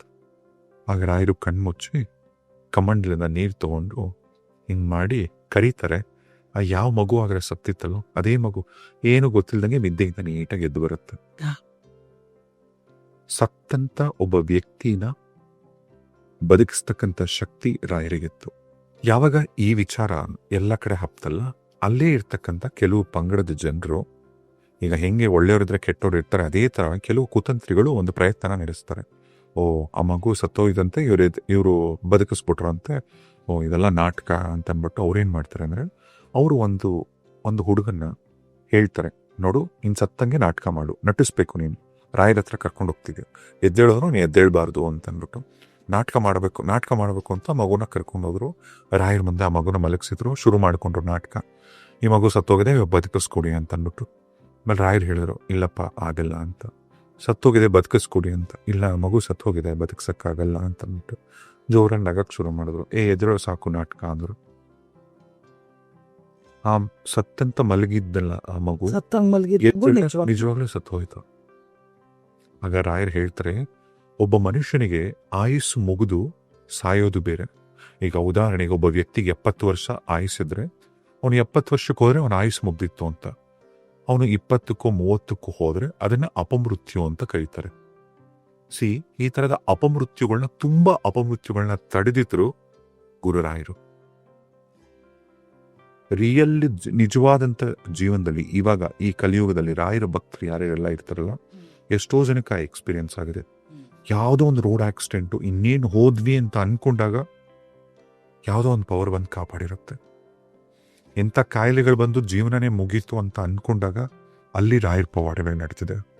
ನಂತರ ರಾಯರು ತಮ್ಮ ತೀರ್ಥಯಾತ್ರೆನ ಮುಂದುವರಿಸ್ತಾರೆ. ಅಲ್ಲಿಂದ ಹುಬ್ಳಿ ಹತ್ರ ಇರ್ತಕ್ಕಂಥ ಕೃಷ್ಣಪುರ ಅಂತ ಆ ಹಳ್ಳಿ ಮುಖಾಂತರ ಹಾದು ಹೋಗ್ಬೇಕಂದ್ರೆ ಆ ಗ್ರಾಮದ ಮುಖಾಂತರ ಮಧ್ಯಾಹ್ನ ಆಗಿರುತ್ತೆ, ಸುಡೋ ಬಿಸಿಲು. ಈ ಟೈಮಲ್ಲಿ ರಾಯರ ತಂಡ ಎಲ್ಲ ಯಾರೆಲ್ಲ ಇದ್ರಲ್ಲ ಶಿಷ್ಯರೆಲ್ಲ ಎಲ್ಲರೂ ವಿಶ್ರಾಂತಿ ತಗೊಬೇಕು ಅಂತ ಅಲ್ಲಿ ಇರ್ತಕ್ಕಂಥ ಒಂದು ಮರದ ನೆರಳಲ್ಲಿ ವಿಶ್ರಾಂತಿ ತಗೊಂತಿರ್ತಾರೆ. ಆಗ ಅಲ್ಲಿನ ಈ ಲೋಕಲ್ ಲೀಡರ್ ಯಾರು ನವಾಬ್ ಯಾರು ಇರ್ತಲ್ಲ, ಆ ನವಾಬ್ಗೆ ಕಿವಿಗೆ ಬೀಳುತ್ತೆ ರಾಯರು ಬಂದಿದ್ದಾರೆ ಇಲ್ಲಿಗೆ ಅಂತ. ರಾಯರ ಪವಾಡಗಳ ಬಗ್ಗೆ ಎಲ್ಲ ಅವ್ರಿಗೆ ಗೊತ್ತಿತ್ತಲ್ಲ. ಸೊ ಆತ ಪಾಪ ಎಂಥ ದುಃಖದಲ್ಲಿ ಇರ್ತಾನೆ ಅಂದರೆ, ಆತನ ಮಗನಿಗೆ ಹಾವು ಕಚ್ಚಿ ಮಗು ತೀರೋಗಿರುತ್ತೆ. ಆ ಮಗುನ ಅವರ ಧರ್ಮದ ಪ್ರಕಾರ ಅಂತ್ಯಕ್ರಿಯೆಗಳು ಮುಗಿಸಿ ಇಲ್ಲಿ ಬಂದು ರಾಯರ ಹತ್ರ ಹೇಳ್ತಾರೆ, ಭಗವಂತ ಹಿಂಗಾಗೋಯ್ತು, ಇದ್ದಿದ್ದು ನನ್ನ ಮಗುನ ನಾನು ಕಳ್ಕೊಂಡೆ ಅಂತಂದ್ಬಿಟ್ಟು. ಆಗ ರಾಯರು ಹೇಳ್ತಾರೆ, ನಿನ್ನ ಮಗು ಅಂತ್ಯಕ್ರಿಯೆ ಆಗೋಗಿದೆಲ್ಲ, ಆ ಸಮಾಧಿ ಏನಿದೆ ಅಲ್ಲಿಂದ ಎತ್ಕೊಂಬ ಅಂತನ್ಬಿಟ್ಟು. ಅವರು ಹೋಗಿ ಅಂತ್ಯಕ್ರಿಯೆ ಮಾಡಿರ್ತಕ್ಕಂಥ ಮಗುನ ತಗೊಂಬಂದು ಮಲಗಿಸ್ತಾರೆ ರಾಯರ ಮುಂದೆ. ಹೇಗೆ ಮಗು ತೀರ್ಕೊಂಡಿತ್ತು ಅಂದರೆ, ಮಗುಗೆ ಹಾವು ಕಚ್ಚಿ ಮಗು ಸತ್ತಿರುತ್ತೆ. ರಾಯರು ಮತ್ತೆ ಕಮಂಡಲಿಂದ ನೀರು ಎತ್ಕೊಂಡು ಅದನ್ನು ಹಾಕ್ತಾರೆ. ಸತ್ತಿರತಕ್ಕಂಥ ಆ ಮಗು ಎದ್ದೇಳುತ್ತೆ. ಯಾಕಂದರೆ ಆ ಮಗುಗೆ ಅಪಮೃತ್ಯು ಆಗಿರುತ್ತೆ. ಅಂಥದಕ್ಕೆಲ್ಲ ಜೀವ ಕೊಟ್ಟಂಥವ್ರು ರಾಯರು. ರಾಯರ ನಂತರ ಶಿರ್ಸಂಗಿ ಅಂತ ಒಂದು ಪ್ರದೇಶಕ್ಕೆ ಬರ್ತಾರೆ. ಆ ಪ್ರದೇಶಕ್ಕೆ ಬಂದಾಗ ಅಲ್ಲಿ ಬರೋ ಉದ್ದೇಶ ಇಷ್ಟೇ, ಅಲ್ಲಿರ್ತಕ್ಕಂಥ ಲೋಕಲ್ ನಾಯಕ ಲೀಡರ್ ಯಾರಿರ್ತೀನಿಲ್ಲ ಆತನ ಹೇಗೆ ಅಂದರೆ ಭಗವಂತನಿಗೆ ಯಾರಾದರೆ ಹತ್ರ ಆಗ್ತಾರೆ, ದೇವ್ರ ಪೂಜೆ ಮಾಡ್ತಾರೆ, ಬ್ರಾಹ್ಮಣರಾಗ್ಬೋದು, ಇಂಥವ್ರನ್ನ ಕಂಡ್ರೆ ಆಗ್ತಿರಲ್ಲ. ಅವ್ರಿಗೆ ತುಂಬ ಹಿಂಸೆ ಕೊಡೋದು, ತೊಂದರೆ ಕೊಡೋದು, ಇದೆಲ್ಲ ಮಾಡ್ತಿರ್ತಾನೆ. ಕೊನೆಗೆ ರಾಯರು ಬರ್ತಾರೆ ಇಲ್ಲಿಗೆ. ಈತನಿಗೂ ಗೊತ್ತಾಗತ್ತೆ, ರಾಯರು ಏನು ಪಾವಾಡನ, ಇವ್ರೇನು ದೊಡ್ಡೋರ ಅಂತ ಅನ್ಕೊಂಡ್ಬಿಡ್ತಾನೆ. ಬಂದಾಗ ರಾಯರ ಮುಂದೆ ಹೇಳ್ತಾನೆ ಆತ, ನಿಮ್ಮ ಬಗ್ಗೆ ನಾವು ತುಂಬಾನೇ ಕೇಳಿದ್ದೀವಿ, ಆಯ್ತು ಅಂದ್ಬಿಟ್ಟು ಒಂದು ಏನಂತಾರೆ ಅದನ್ನ, ಒನಕೆ, ಈಗ ಅಕ್ಕಿನ ಕೊಡ್ತೀವಲ್ಲ ಒನಕೆ, ಆ ಥರದ ಒನಕೆನ ತಂದು ಮುಂದೆ ಇಡ್ತಾರೆ. ಸರಿ ಸ್ವಾಮಿಗಳೇ, ನಿಮ್ಮ ಹತ್ರ ಮಹಾನ್ ಶಕ್ತಿ ಇದೆ ಅಂತೆಲ್ಲರೂ ಹೇಳ್ತಾರಲ್ಲ, ಈ ಒನಕೆ ಮರದ ತುಂಡು ತಾನೇ ಇದು, ಈ ಒನಕೆ, ಇದಕ್ಕೆ ಜೀವ ಕೊಡಿ, ಅಂದ್ರೆ ಚಿಗುರು ಬರಬೇಕಿದು, ಚಿಗುರು ಓಡಿಸಿ ಇದನ್ನ ಅಂತ ಅಂದ್ಬಿಟ್ಟು ರಾಯರು ಹಿಂಗೆ ನೋಡ್ತಾರೆ. ಆಮೇಲೆ ಹರಿಸ್ಮರಣೆ ಮಾಡಿ ರಾಯರು ಕಮಂಡಲದ ಮತ್ತೆ ನೀರನ್ನು ಹಾಕಿ ತಮ್ಮ ಕೆಲಸನ ತಾವು ಮಾಡ್ತಾರೆ. 2 ದಿನಕ್ಕೆ ಆ ಒನಕೆಲಿ ಚಿಗುರು ಬರುತ್ತೆ. ಆಗ ಆತ ಕಂಪ್ಲೀಟ್ ಆಗಿ ಶರಣಾಗ್ಬಿಡ್ತಾನೆ. ನಂತರ ಅಲ್ಲಿಂದ ಸಾಕಷ್ಟು ಪ್ರದೇಶಗಳು ಟ್ರಾವೆಲ್ ಮಾಡ್ತಾರೆ. ಇದೇ ಸಂದರ್ಭದಲ್ಲಿ ರಾಯರು ಮಹಾರಾಷ್ಟ್ರದಲ್ಲಿ, ಈಗಿನ ಮಹಾರಾಷ್ಟ್ರದಲ್ಲಿ ಇರ್ತಕ್ಕಂಥ ಕೊಲ್ಹಾಪುರಕ್ಕೆ ಬರ್ತಾರೆ. ಪಂಡ್ರಾಪುರದಲ್ಲಿ ಪಾಂಡುರಂಗನ ದರ್ಶನ ಕೂಡ ಮಾಡ್ತಾರೆ. ಕೊಲ್ಹಾಪುರಕ್ಕೆ ಬಂದಂತ ಸಂದರ್ಭದಲ್ಲಿ ಶಿವಾಜಿ ಮಹಾರಾಜರನ್ನ ಭೇಟಿ ಆಗ್ತಾರೆ ರಾಘವೇಂದ್ರ ಸ್ವಾಮಿಗಳು. ಶಿವಾಜಿ ಮಹಾರಾಜ ಹಿಂದೂ ಧರ್ಮ ಇವತ್ತು ಉಳಿಯೋಕ್ಕೆ ಕಾರಣನೇ ಆ ಮಹಾನ್ ಪುರುಷ, ಸನಾತನ ಧರ್ಮಕ್ಕೆ ನಿಂತಂತ ಆ ಮಹಾನ್ ಚೇತನ ಏನಿದಿಲ್ಲ, ಅವರಿಗೆ ಶಕ್ತಿ ತುಂಬಿರುವಾಗ ರಾಯರು ಹೇಳ್ತಾರೆ, ನಿನ್ನ ಹಿಂದೆ ದೇವಿ ಇದ್ದಾಳಪ್ಪ, ಈ ಧರ್ಮ ಪಾಲನೆ, ಈ ಕೆಲಸ ಏನಿದೆಲ್ಲ ಇದು ನಿನ್ನಿಂದನೇ ಆಗಬೇಕು ಮುಂದೆ ಅಂತ. ಇನ್ಫ್ಯಾಕ್ಟ್ ಶಿವಾಜಿ ಮಹಾರಾಜರಿಗೆ ಭೇಟಿ ಮಾಡಿ ಸಾಕಷ್ಟು ಪವರ್ನ ಕೊಡ್ತಾರೆ. ನಂತರ ರಾಯರು ಪೂರ್ವ ದಿಕ್ಕಲ್ಲಿ ತಮ್ಮ ಪ್ರಯಾಣನ ಮುಂದುವರಿಸ್ತಿರ್ತಾರೆ. ಹಾಗೆ ಅವ್ರು ಬರ್ತಕ್ಕಂಥ ಆ ದಾರಿಲೇ ಶಿಬಿರದ ಹತ್ರ ಒಂದು ಸಣ್ಣ ಹನುಮಂತನ ದೇವಸ್ಥಾನ ಇರುತ್ತೆ. ಅವತ್ತಿನ ರಾತ್ರಿ ಆ ಹನುಮಂತನ ದೇವಸ್ಥಾನದಲ್ಲಿ ಅವರು ಬಿಡಾರ ಹೂಡ್ತಾರೆ. ಆಗ ಅದು ಚತುರ್ಮಾಸವಾಗಿರ್ತಕ್ಕಂಥ ಕಾರಣ ಅವರು ಕೆಲವು ದಿನ ಅಲ್ಲೇ ಇರಬೇಕು ಅಂತ ನಿರ್ಧಾರ ಮಾಡ್ತಾರೆ. ಒಂದಿನ ಬೆಳಗ್ಗೆ ಎಲ್ಲ ವಿಧಿವಿಧಾನಗಳನ್ನ ಮುಗಿಸಿ ರಾಯರು ಟಿಪ್ಪಣಿನ ಬರೀತಿರ್ತಾರೆ. ಅವರು ದೇವಸ್ಥಾನದ ಗರುಡ ಕಂಬ ಇರುತ್ತಲ್ಲ, ಆ ಗರುಡದ ಕಂಬದ ಕಡೆ ನೋಡ್ತಾರೆ. ಅಲ್ಲಿ ಯಾರೋ ಒಬ್ಬ ವ್ಯಕ್ತಿ ನಿಂತಿರ್ತಾರೆ. ಆಗ ಈ ಕಡೆ ಇದ್ದವರು ಹೇಳ್ತಾರೆ, ಆತ ಹಿಂದುಳಿದ ವರ್ಗಕ್ಕೆ ಸೇರಿದಂಥವ್ರು ವ್ಯಕ್ತಿ ಅಂತ. ಆದರೆ ರಾಯರಿಗೆ ಗೊತ್ತಾಗತ್ತೆ. ಆ ವ್ಯಕ್ತಿನ ಕರೀತಾರೆ, ಬಾ ಇಲ್ಲಿ ಅಂತ ಅಂದ್ಬಿಟ್ಟು. ಕರೆದ ತಕ್ಷಣ ರಾಯರವ್ರನ್ನ ಮಾತಾಡ್ಸೋ ರೀತಿನೇ ಬೇರೆ. ರಾಯರು ಕೇಳ್ತಾರೆ, ನೀವಿಲ್ಲಿ ಏನ್ ಮಾಡ್ತಾ ಇದ್ದೀರಾ? ಆತ ಹೇಳ್ತಾನೆ, ನಾನು ನಿಮ್ಮ ಆದೇಶದಿಂದನೇ ಬಂದಿದ್ದೀನಿ, ನೀವೇ ಬರಕ್ ಹೇಳಿದ್ರೆ ಅದಕ್ಕೆ ಬಂದಿದ್ದೀನಿ ಅಂತ. ಇದ್ಯಾರಿಗೂ ಅರ್ಥ ಆಗಲ್ಲ. ಏನ್ ಈ ಕಾನ್ವರ್ಸೇಷನ್? ರಾಯರು ನೋಡಿದ್ರೆ ಯಾರೋ ತುಂಬಾ ಬಹಳ ಆತ್ಮೀಯರು ನಮ್ಮ ಮಾತಾಡ್ತಿದ್ದಾರೆ, ಅವರು ಅದಕ್ಕೆ ಬರೀ ಇನ್ ರಿಟರ್ನ್ ಉತ್ತರ ಕೊಡ್ತಾ ಇದ್ದಾರೆ. ಆಗ ರಾಯರು ನಗ್ತಾ ಹೇಳ್ತಾರೆ, ಸರಿ ನಾಳೆ ನೈವೇದ್ಯಕ್ಕೆ ಏನಾದ್ರೂ ತಗೊಂಬನ್ನಿ ಅಂತ ಹೇಳಿದಾಗ ಆತ ಮಾರನೇ ದಿನ ಸಾಸಿವೆ ಕಾಳಿನ ತರ್ತಾನೆ. ಆದ್ರೆ ಚತುರ್ಮಾಸ ಅದು, ಚತುರ್ಮಾಸದಲ್ಲಿ ಆಗ ಅಡಿಗೆ ಮಾಡೋ ಟೈಮಲ್ಲಿ ಸಾಸಿವೆನ ಬಳಸೋ ಹಂಗಿಲ್ಲ, ಕರೆಕ್ಟ್ ಅಲ್ವಾ? ಪ್ರತಿಯೊಂದು ಒಂದೊಂದು ಬಿಡಬೇಕು, ಸಾಸಿವೆನ ಬಳಸೋಂಗಿಲ್ಲ. ಆದರೆ ರಾಯರು ಮಾತ್ರ ಹೇಳ್ತಾರೆ ಅಡಿಗೆಯವರಿಗೆ ಸಾಸಿವೆ ಹಾಕಿ ಮಾಡಿ ಅಂತ ಅಂದ್ಬಿಟ್ಟು. ಆಮೇಲೆ ಗೊತ್ತಾಗತ್ತೆ, ಆ ತಂದ್ಕೊಟ್ಟಂತ ವ್ಯಕ್ತಿ ಇನ್ಯಾರೂ ಅಲ್ಲ, ಇವರು ವ್ಯಾಸತೀರ್ಥರಾಗಿದ್ದಾಗ ಅವರಿಗೆ ಸಿಕ್ಕಂತವ್ರೆ ಕನಕದಾಸರು. ಕನಕದಾಸರೇ ಈ ಜನ್ಮದಲ್ಲಿ ಆ ವ್ಯಕ್ತಿ ರೂಪದಲ್ಲಿ ಕಾಣಿಸ್ಕೋತಾರೆ.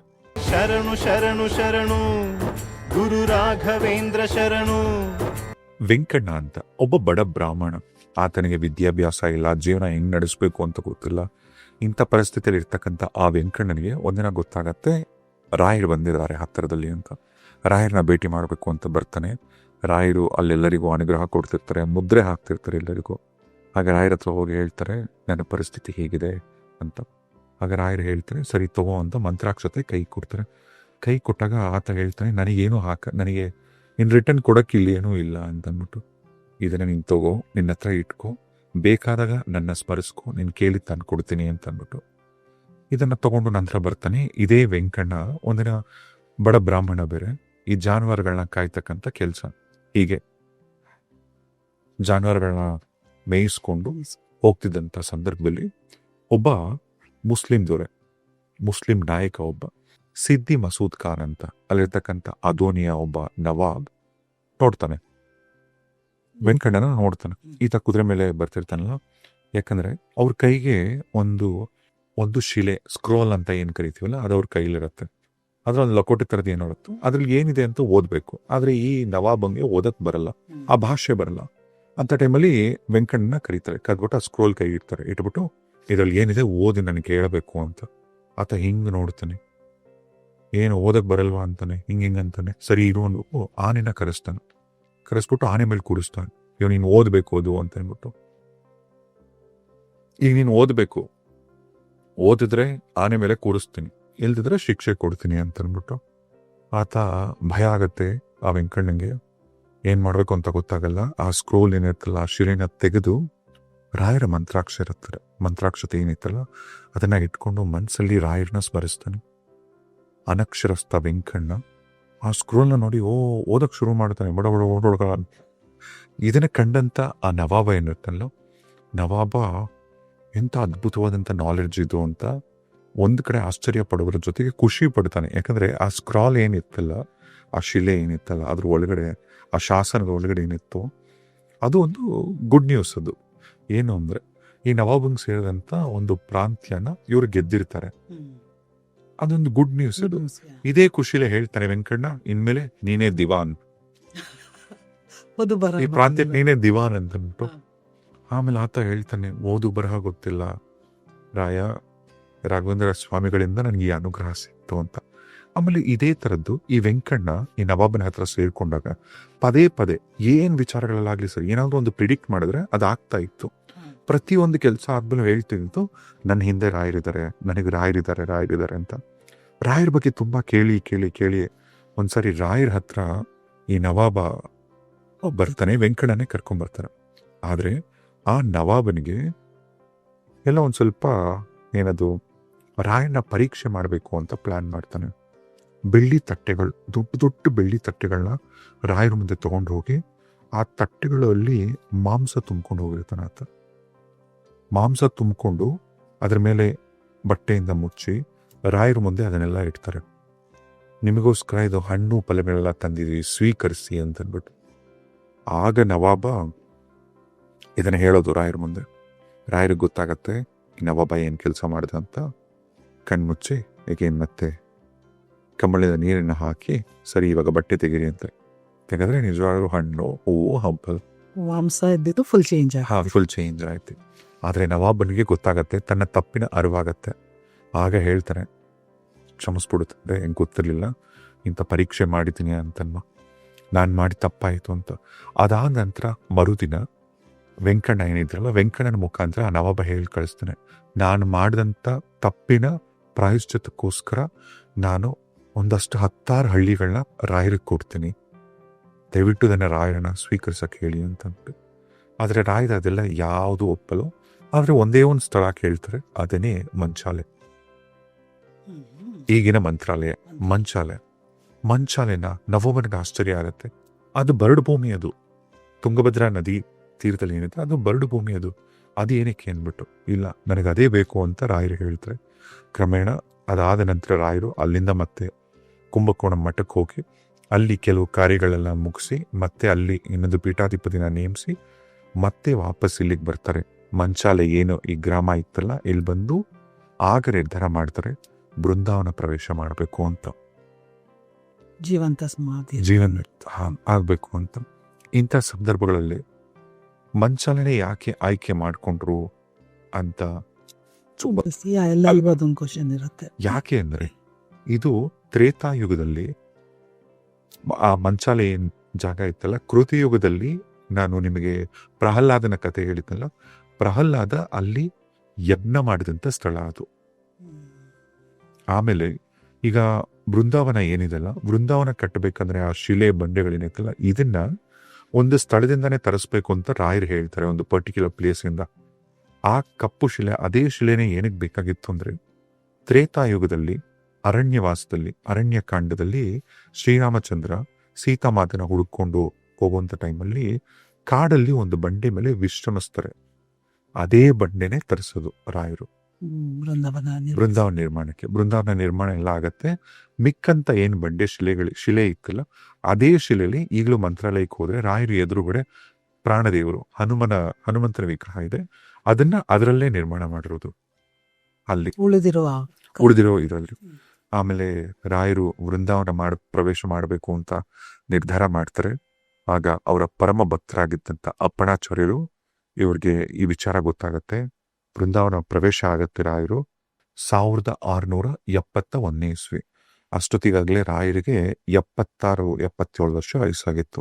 ಈಗ ರಾಯರ ವೃಂದಾವನ ಏನಿದೆ ಅದನ್ನ ನಿರ್ಮಾಣ ಮಾಡಕ್ಕೆ ಗಂಡಕಿ ನದಿಯಿಂದ ಒಟ್ಟು 1200 ಶಾಲಿಗ್ರಾಮ, 1200 ಲಕ್ಷ್ಮೀನಾರಾಯಣ ಶಾಲಿಗ್ರಾಮನ ತರಿಸ್ತಾರೆ. ಒಂದು ಶಾಲಿಗ್ರಾಮದ ಪೂಜೆ ಅಂದ್ರೆ ಒಂದು ಬ್ರಹ್ಮಾಂಡನ ಪೂಜೆ ಮಾಡಿದಷ್ಟು. ಅಂಥದ್ದು 1200 ಅಂದ್ರೆ ಇಮ್ಯಾಜಿನ್ ಮಾಡ್ಕೊಳ್ಳಿರೋ ಪವರ್ ಎಷ್ಟಿರಬೇಕು ಅಂತ. ರಾಯರ ಶಿಷ್ಯದ್ರಲ್ಲಿ ಅಪ್ಪಣಾಚಾರ್ಯರು ರಾಯರಿಗೆ ಬಹಳ ಇಷ್ಟವಾದಂಥ ಪ್ರಿಯವಾದಂಥ ಶಿಷ್ಯ. ಈ ಶಿಷ್ಯ ರಾಯರು ವೃಂದಾವನ ಪ್ರವೇಶ ಮಾಡೋ ಟೈಮಲ್ಲಿ ಆತ ಅಲ್ಲಿರಲ್ಲ. ರಾಯರು ವೃಂದಾವನ ಪ್ರವೇಶ ಆಗ್ತಿದೆ ಅಂತ ಗೊತ್ತಾಗತ್ತೆ. ರಾಯರನ್ನ ಕೊನೆಯ ಬಾರಿ ನೋಡ್ಬೇಕು ಅಂತ ಓಡ್ ಬರ್ತಿರ್ತಾನ ಆತ. ಆದ್ರೆ ಅದೇ ಸಂದರ್ಭದಲ್ಲಿ ತುಂಗಾ ನದಿ ರಭಸವಾಗಿ ಹರಿತಿರ್ತಾಳೆ. ಆ ರಭಸ್ದ ಆ ನದಿನ ಈಜ್ಕೊಂಡು ರಾಯರ ವೃಂದಾವನ ಹತ್ರ ಬರೋಷ್ಟೊತ್ತಿಗೆ ವೃಂದಾವನ ನಿರ್ಮಾಣ ಆಗೋಗಿರುತ್ತೆ. ಹೋಗಿ ಆಗಿರುತ್ತೆ.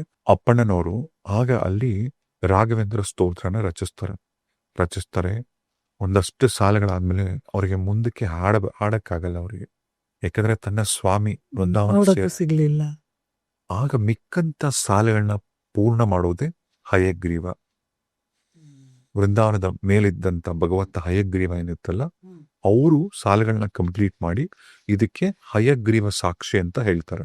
ವೃಂದಾವನಕ್ಕೆ ರಾಯರು ಈಗ ನೀವು ವೃಂದಾವನಕ್ಕೆ ಪ್ರದಕ್ಷಿಣೆ ಮಾಡಬೇಕು ಅಂತ ಹೋದಾಗ ಎಷ್ಟೊಂದ್ಸರಿ ಡೌಟ್ ಇರುತ್ತೆ ಜನಕ್ಕೆ, ಎಷ್ಟು ಪ್ರದಕ್ಷಿಣೆ ಮಾಡಬೇಕು ಅಂತ. ನಾನು ಕೇಳ್ಬೇಕು ಅಂತಿದೆ, ಎಷ್ಟು ಪ್ರದಕ್ಷಿಣೆ ಮಾಡಬೇಕು ಮಾಡಬಾರ್ದು. ಒಬ್ಬೊಬ್ರು ಒಂದೊಂದು ನಂಬರ್ ಹೇಳ್ತಾರೆ. 3 ನಂಬರ್ ಒಟ್ಟು, ಆಯ್ತಾ? 1 11 ಅಥವಾ 21 ಅಥವಾ 108. 108 ಮಾಡತಕ್ಕಂಥದ್ದು ಶ್ರೇಷ್ಠ. ಅದು ಹೇಗೆ ಅಂದ್ರೆ ನಿಮ್ಮ ಕರ್ಮನ ಕಳ್ಕೊಳ್ತಕ್ಕಂಥದ್ದು ಒಂದು. ಪ್ರತಿ ಸಾರಿ ನೀವು ಪ್ರತಿ ಒಂದು ಪ್ರದಕ್ಷಿಣೆ ಹಾಕಿದ್ರು ಅಷ್ಟೇ ಬೃಂದಾವನಕ್ಕೆ ಒಂದು ನೆನಪಲ್ಲಿರಬೇಕು, ಭಗವಂತ ನನ್ನ ಅಹಂಕಾರವನ್ನ ತ್ಯಜಿಸಿ ನಿನಗೆ ಶರಣಾಗತಿ ಕೋರಿ ನಿನ್ನಲ್ಲಿ ನಾನು ಇದನ್ನ ನನ್ನ ಕರ್ಮ ಕಳ್ಕೊತಾ ಇದ್ದೀನಿ ಅಂತ. ನೀವು ಯಾವಾಗ ಭಗವಂತನಿಗೆ ಸರೆಂಡರ್ ಆಗ್ತಿರಲ್ಲ ಆಗ ಭಗವಂತ ನಿಮಗೆ ಒಲಿತಾನೆ. 11 ಪ್ರದಕ್ಷಿಣೆ ಹಾಕೋ ಉದ್ದೇಶ ಏನು ಅಂದ್ರೆ ನಮ್ಮ ಮನಸ್ಸು ಇಂದ್ರಿಯಗಳನ್ನ ಶುದ್ಧಿ ಮಾಡಿಕೊಳ್ಳೋದು. ಇನ್ನ 21 ಪ್ರದಕ್ಷಿಣೆ ಹಾಕೋ ಉದ್ದೇಶ ಏನು ಅಂದ್ರೆ ಸಂಪೂರ್ಣವಾದಂತ ಸಮರ್ಪಣೆ ಅಂತ ಭಗವಂತನಿಗೆ.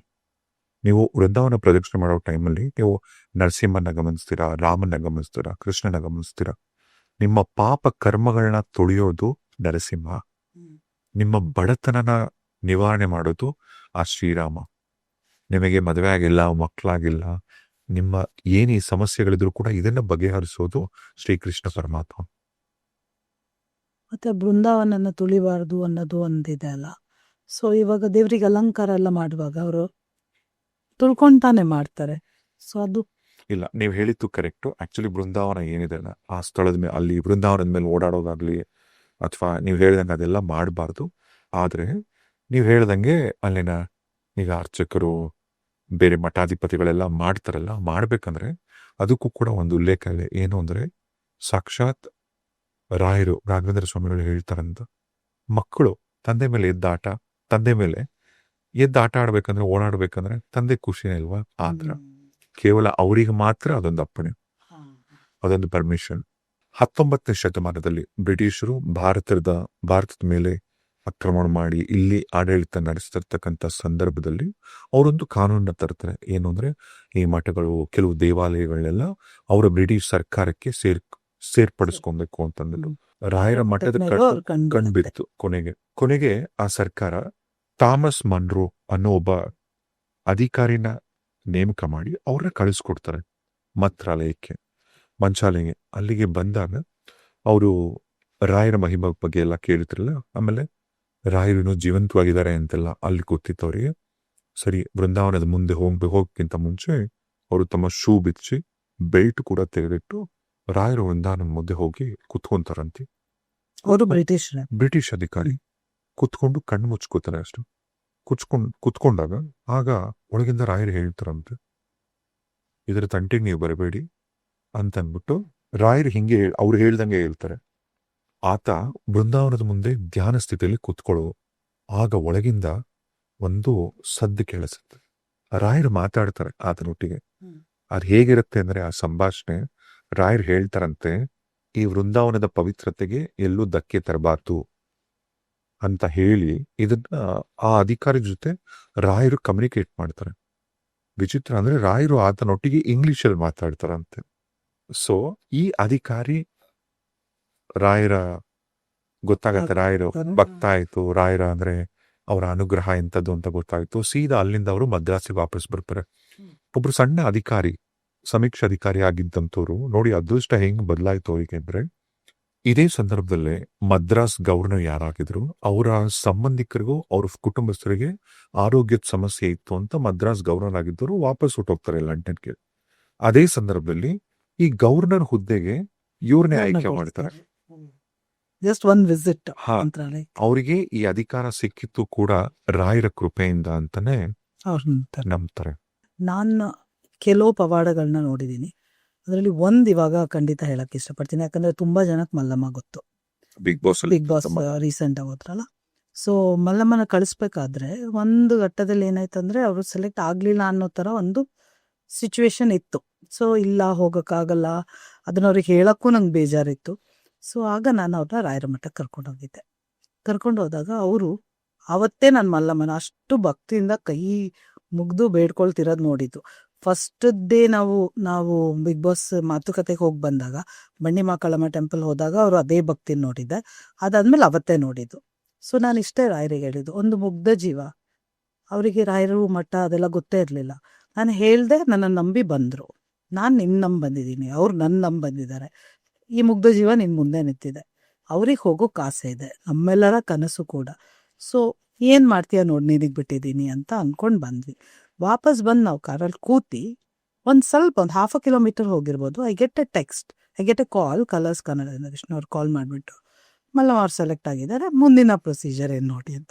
I mean that's such A miracle. ಏನು ಇಲ್ಲ ಅಂದ್ಕೊಂಡು ಒಳಗೆ ಹೋಗೋದಕ್ಕೂ ಹೊರಗೆ ಬಂದು ಹ್ಞೂ ಆ ಟೈಮ್ ಸ್ಪ್ಯಾನಲ್ಲಿ ಆ ಖುಷಿ ಸಿಗತ್ತಲ್ಲ, ನಿಮ್ಮ ಭಕ್ತಿ, ನಿಮ್ಮ ನಂಬಿಕೆ ಅದು 100% ಜಾಸ್ತಿ ಆಗುತ್ತೆ. ಸೊ ಇದು ನನ್ನ ಈ ಥರ ನಂಗೆ 1-2-3 ಅನುಭವಗಳಿದೆ.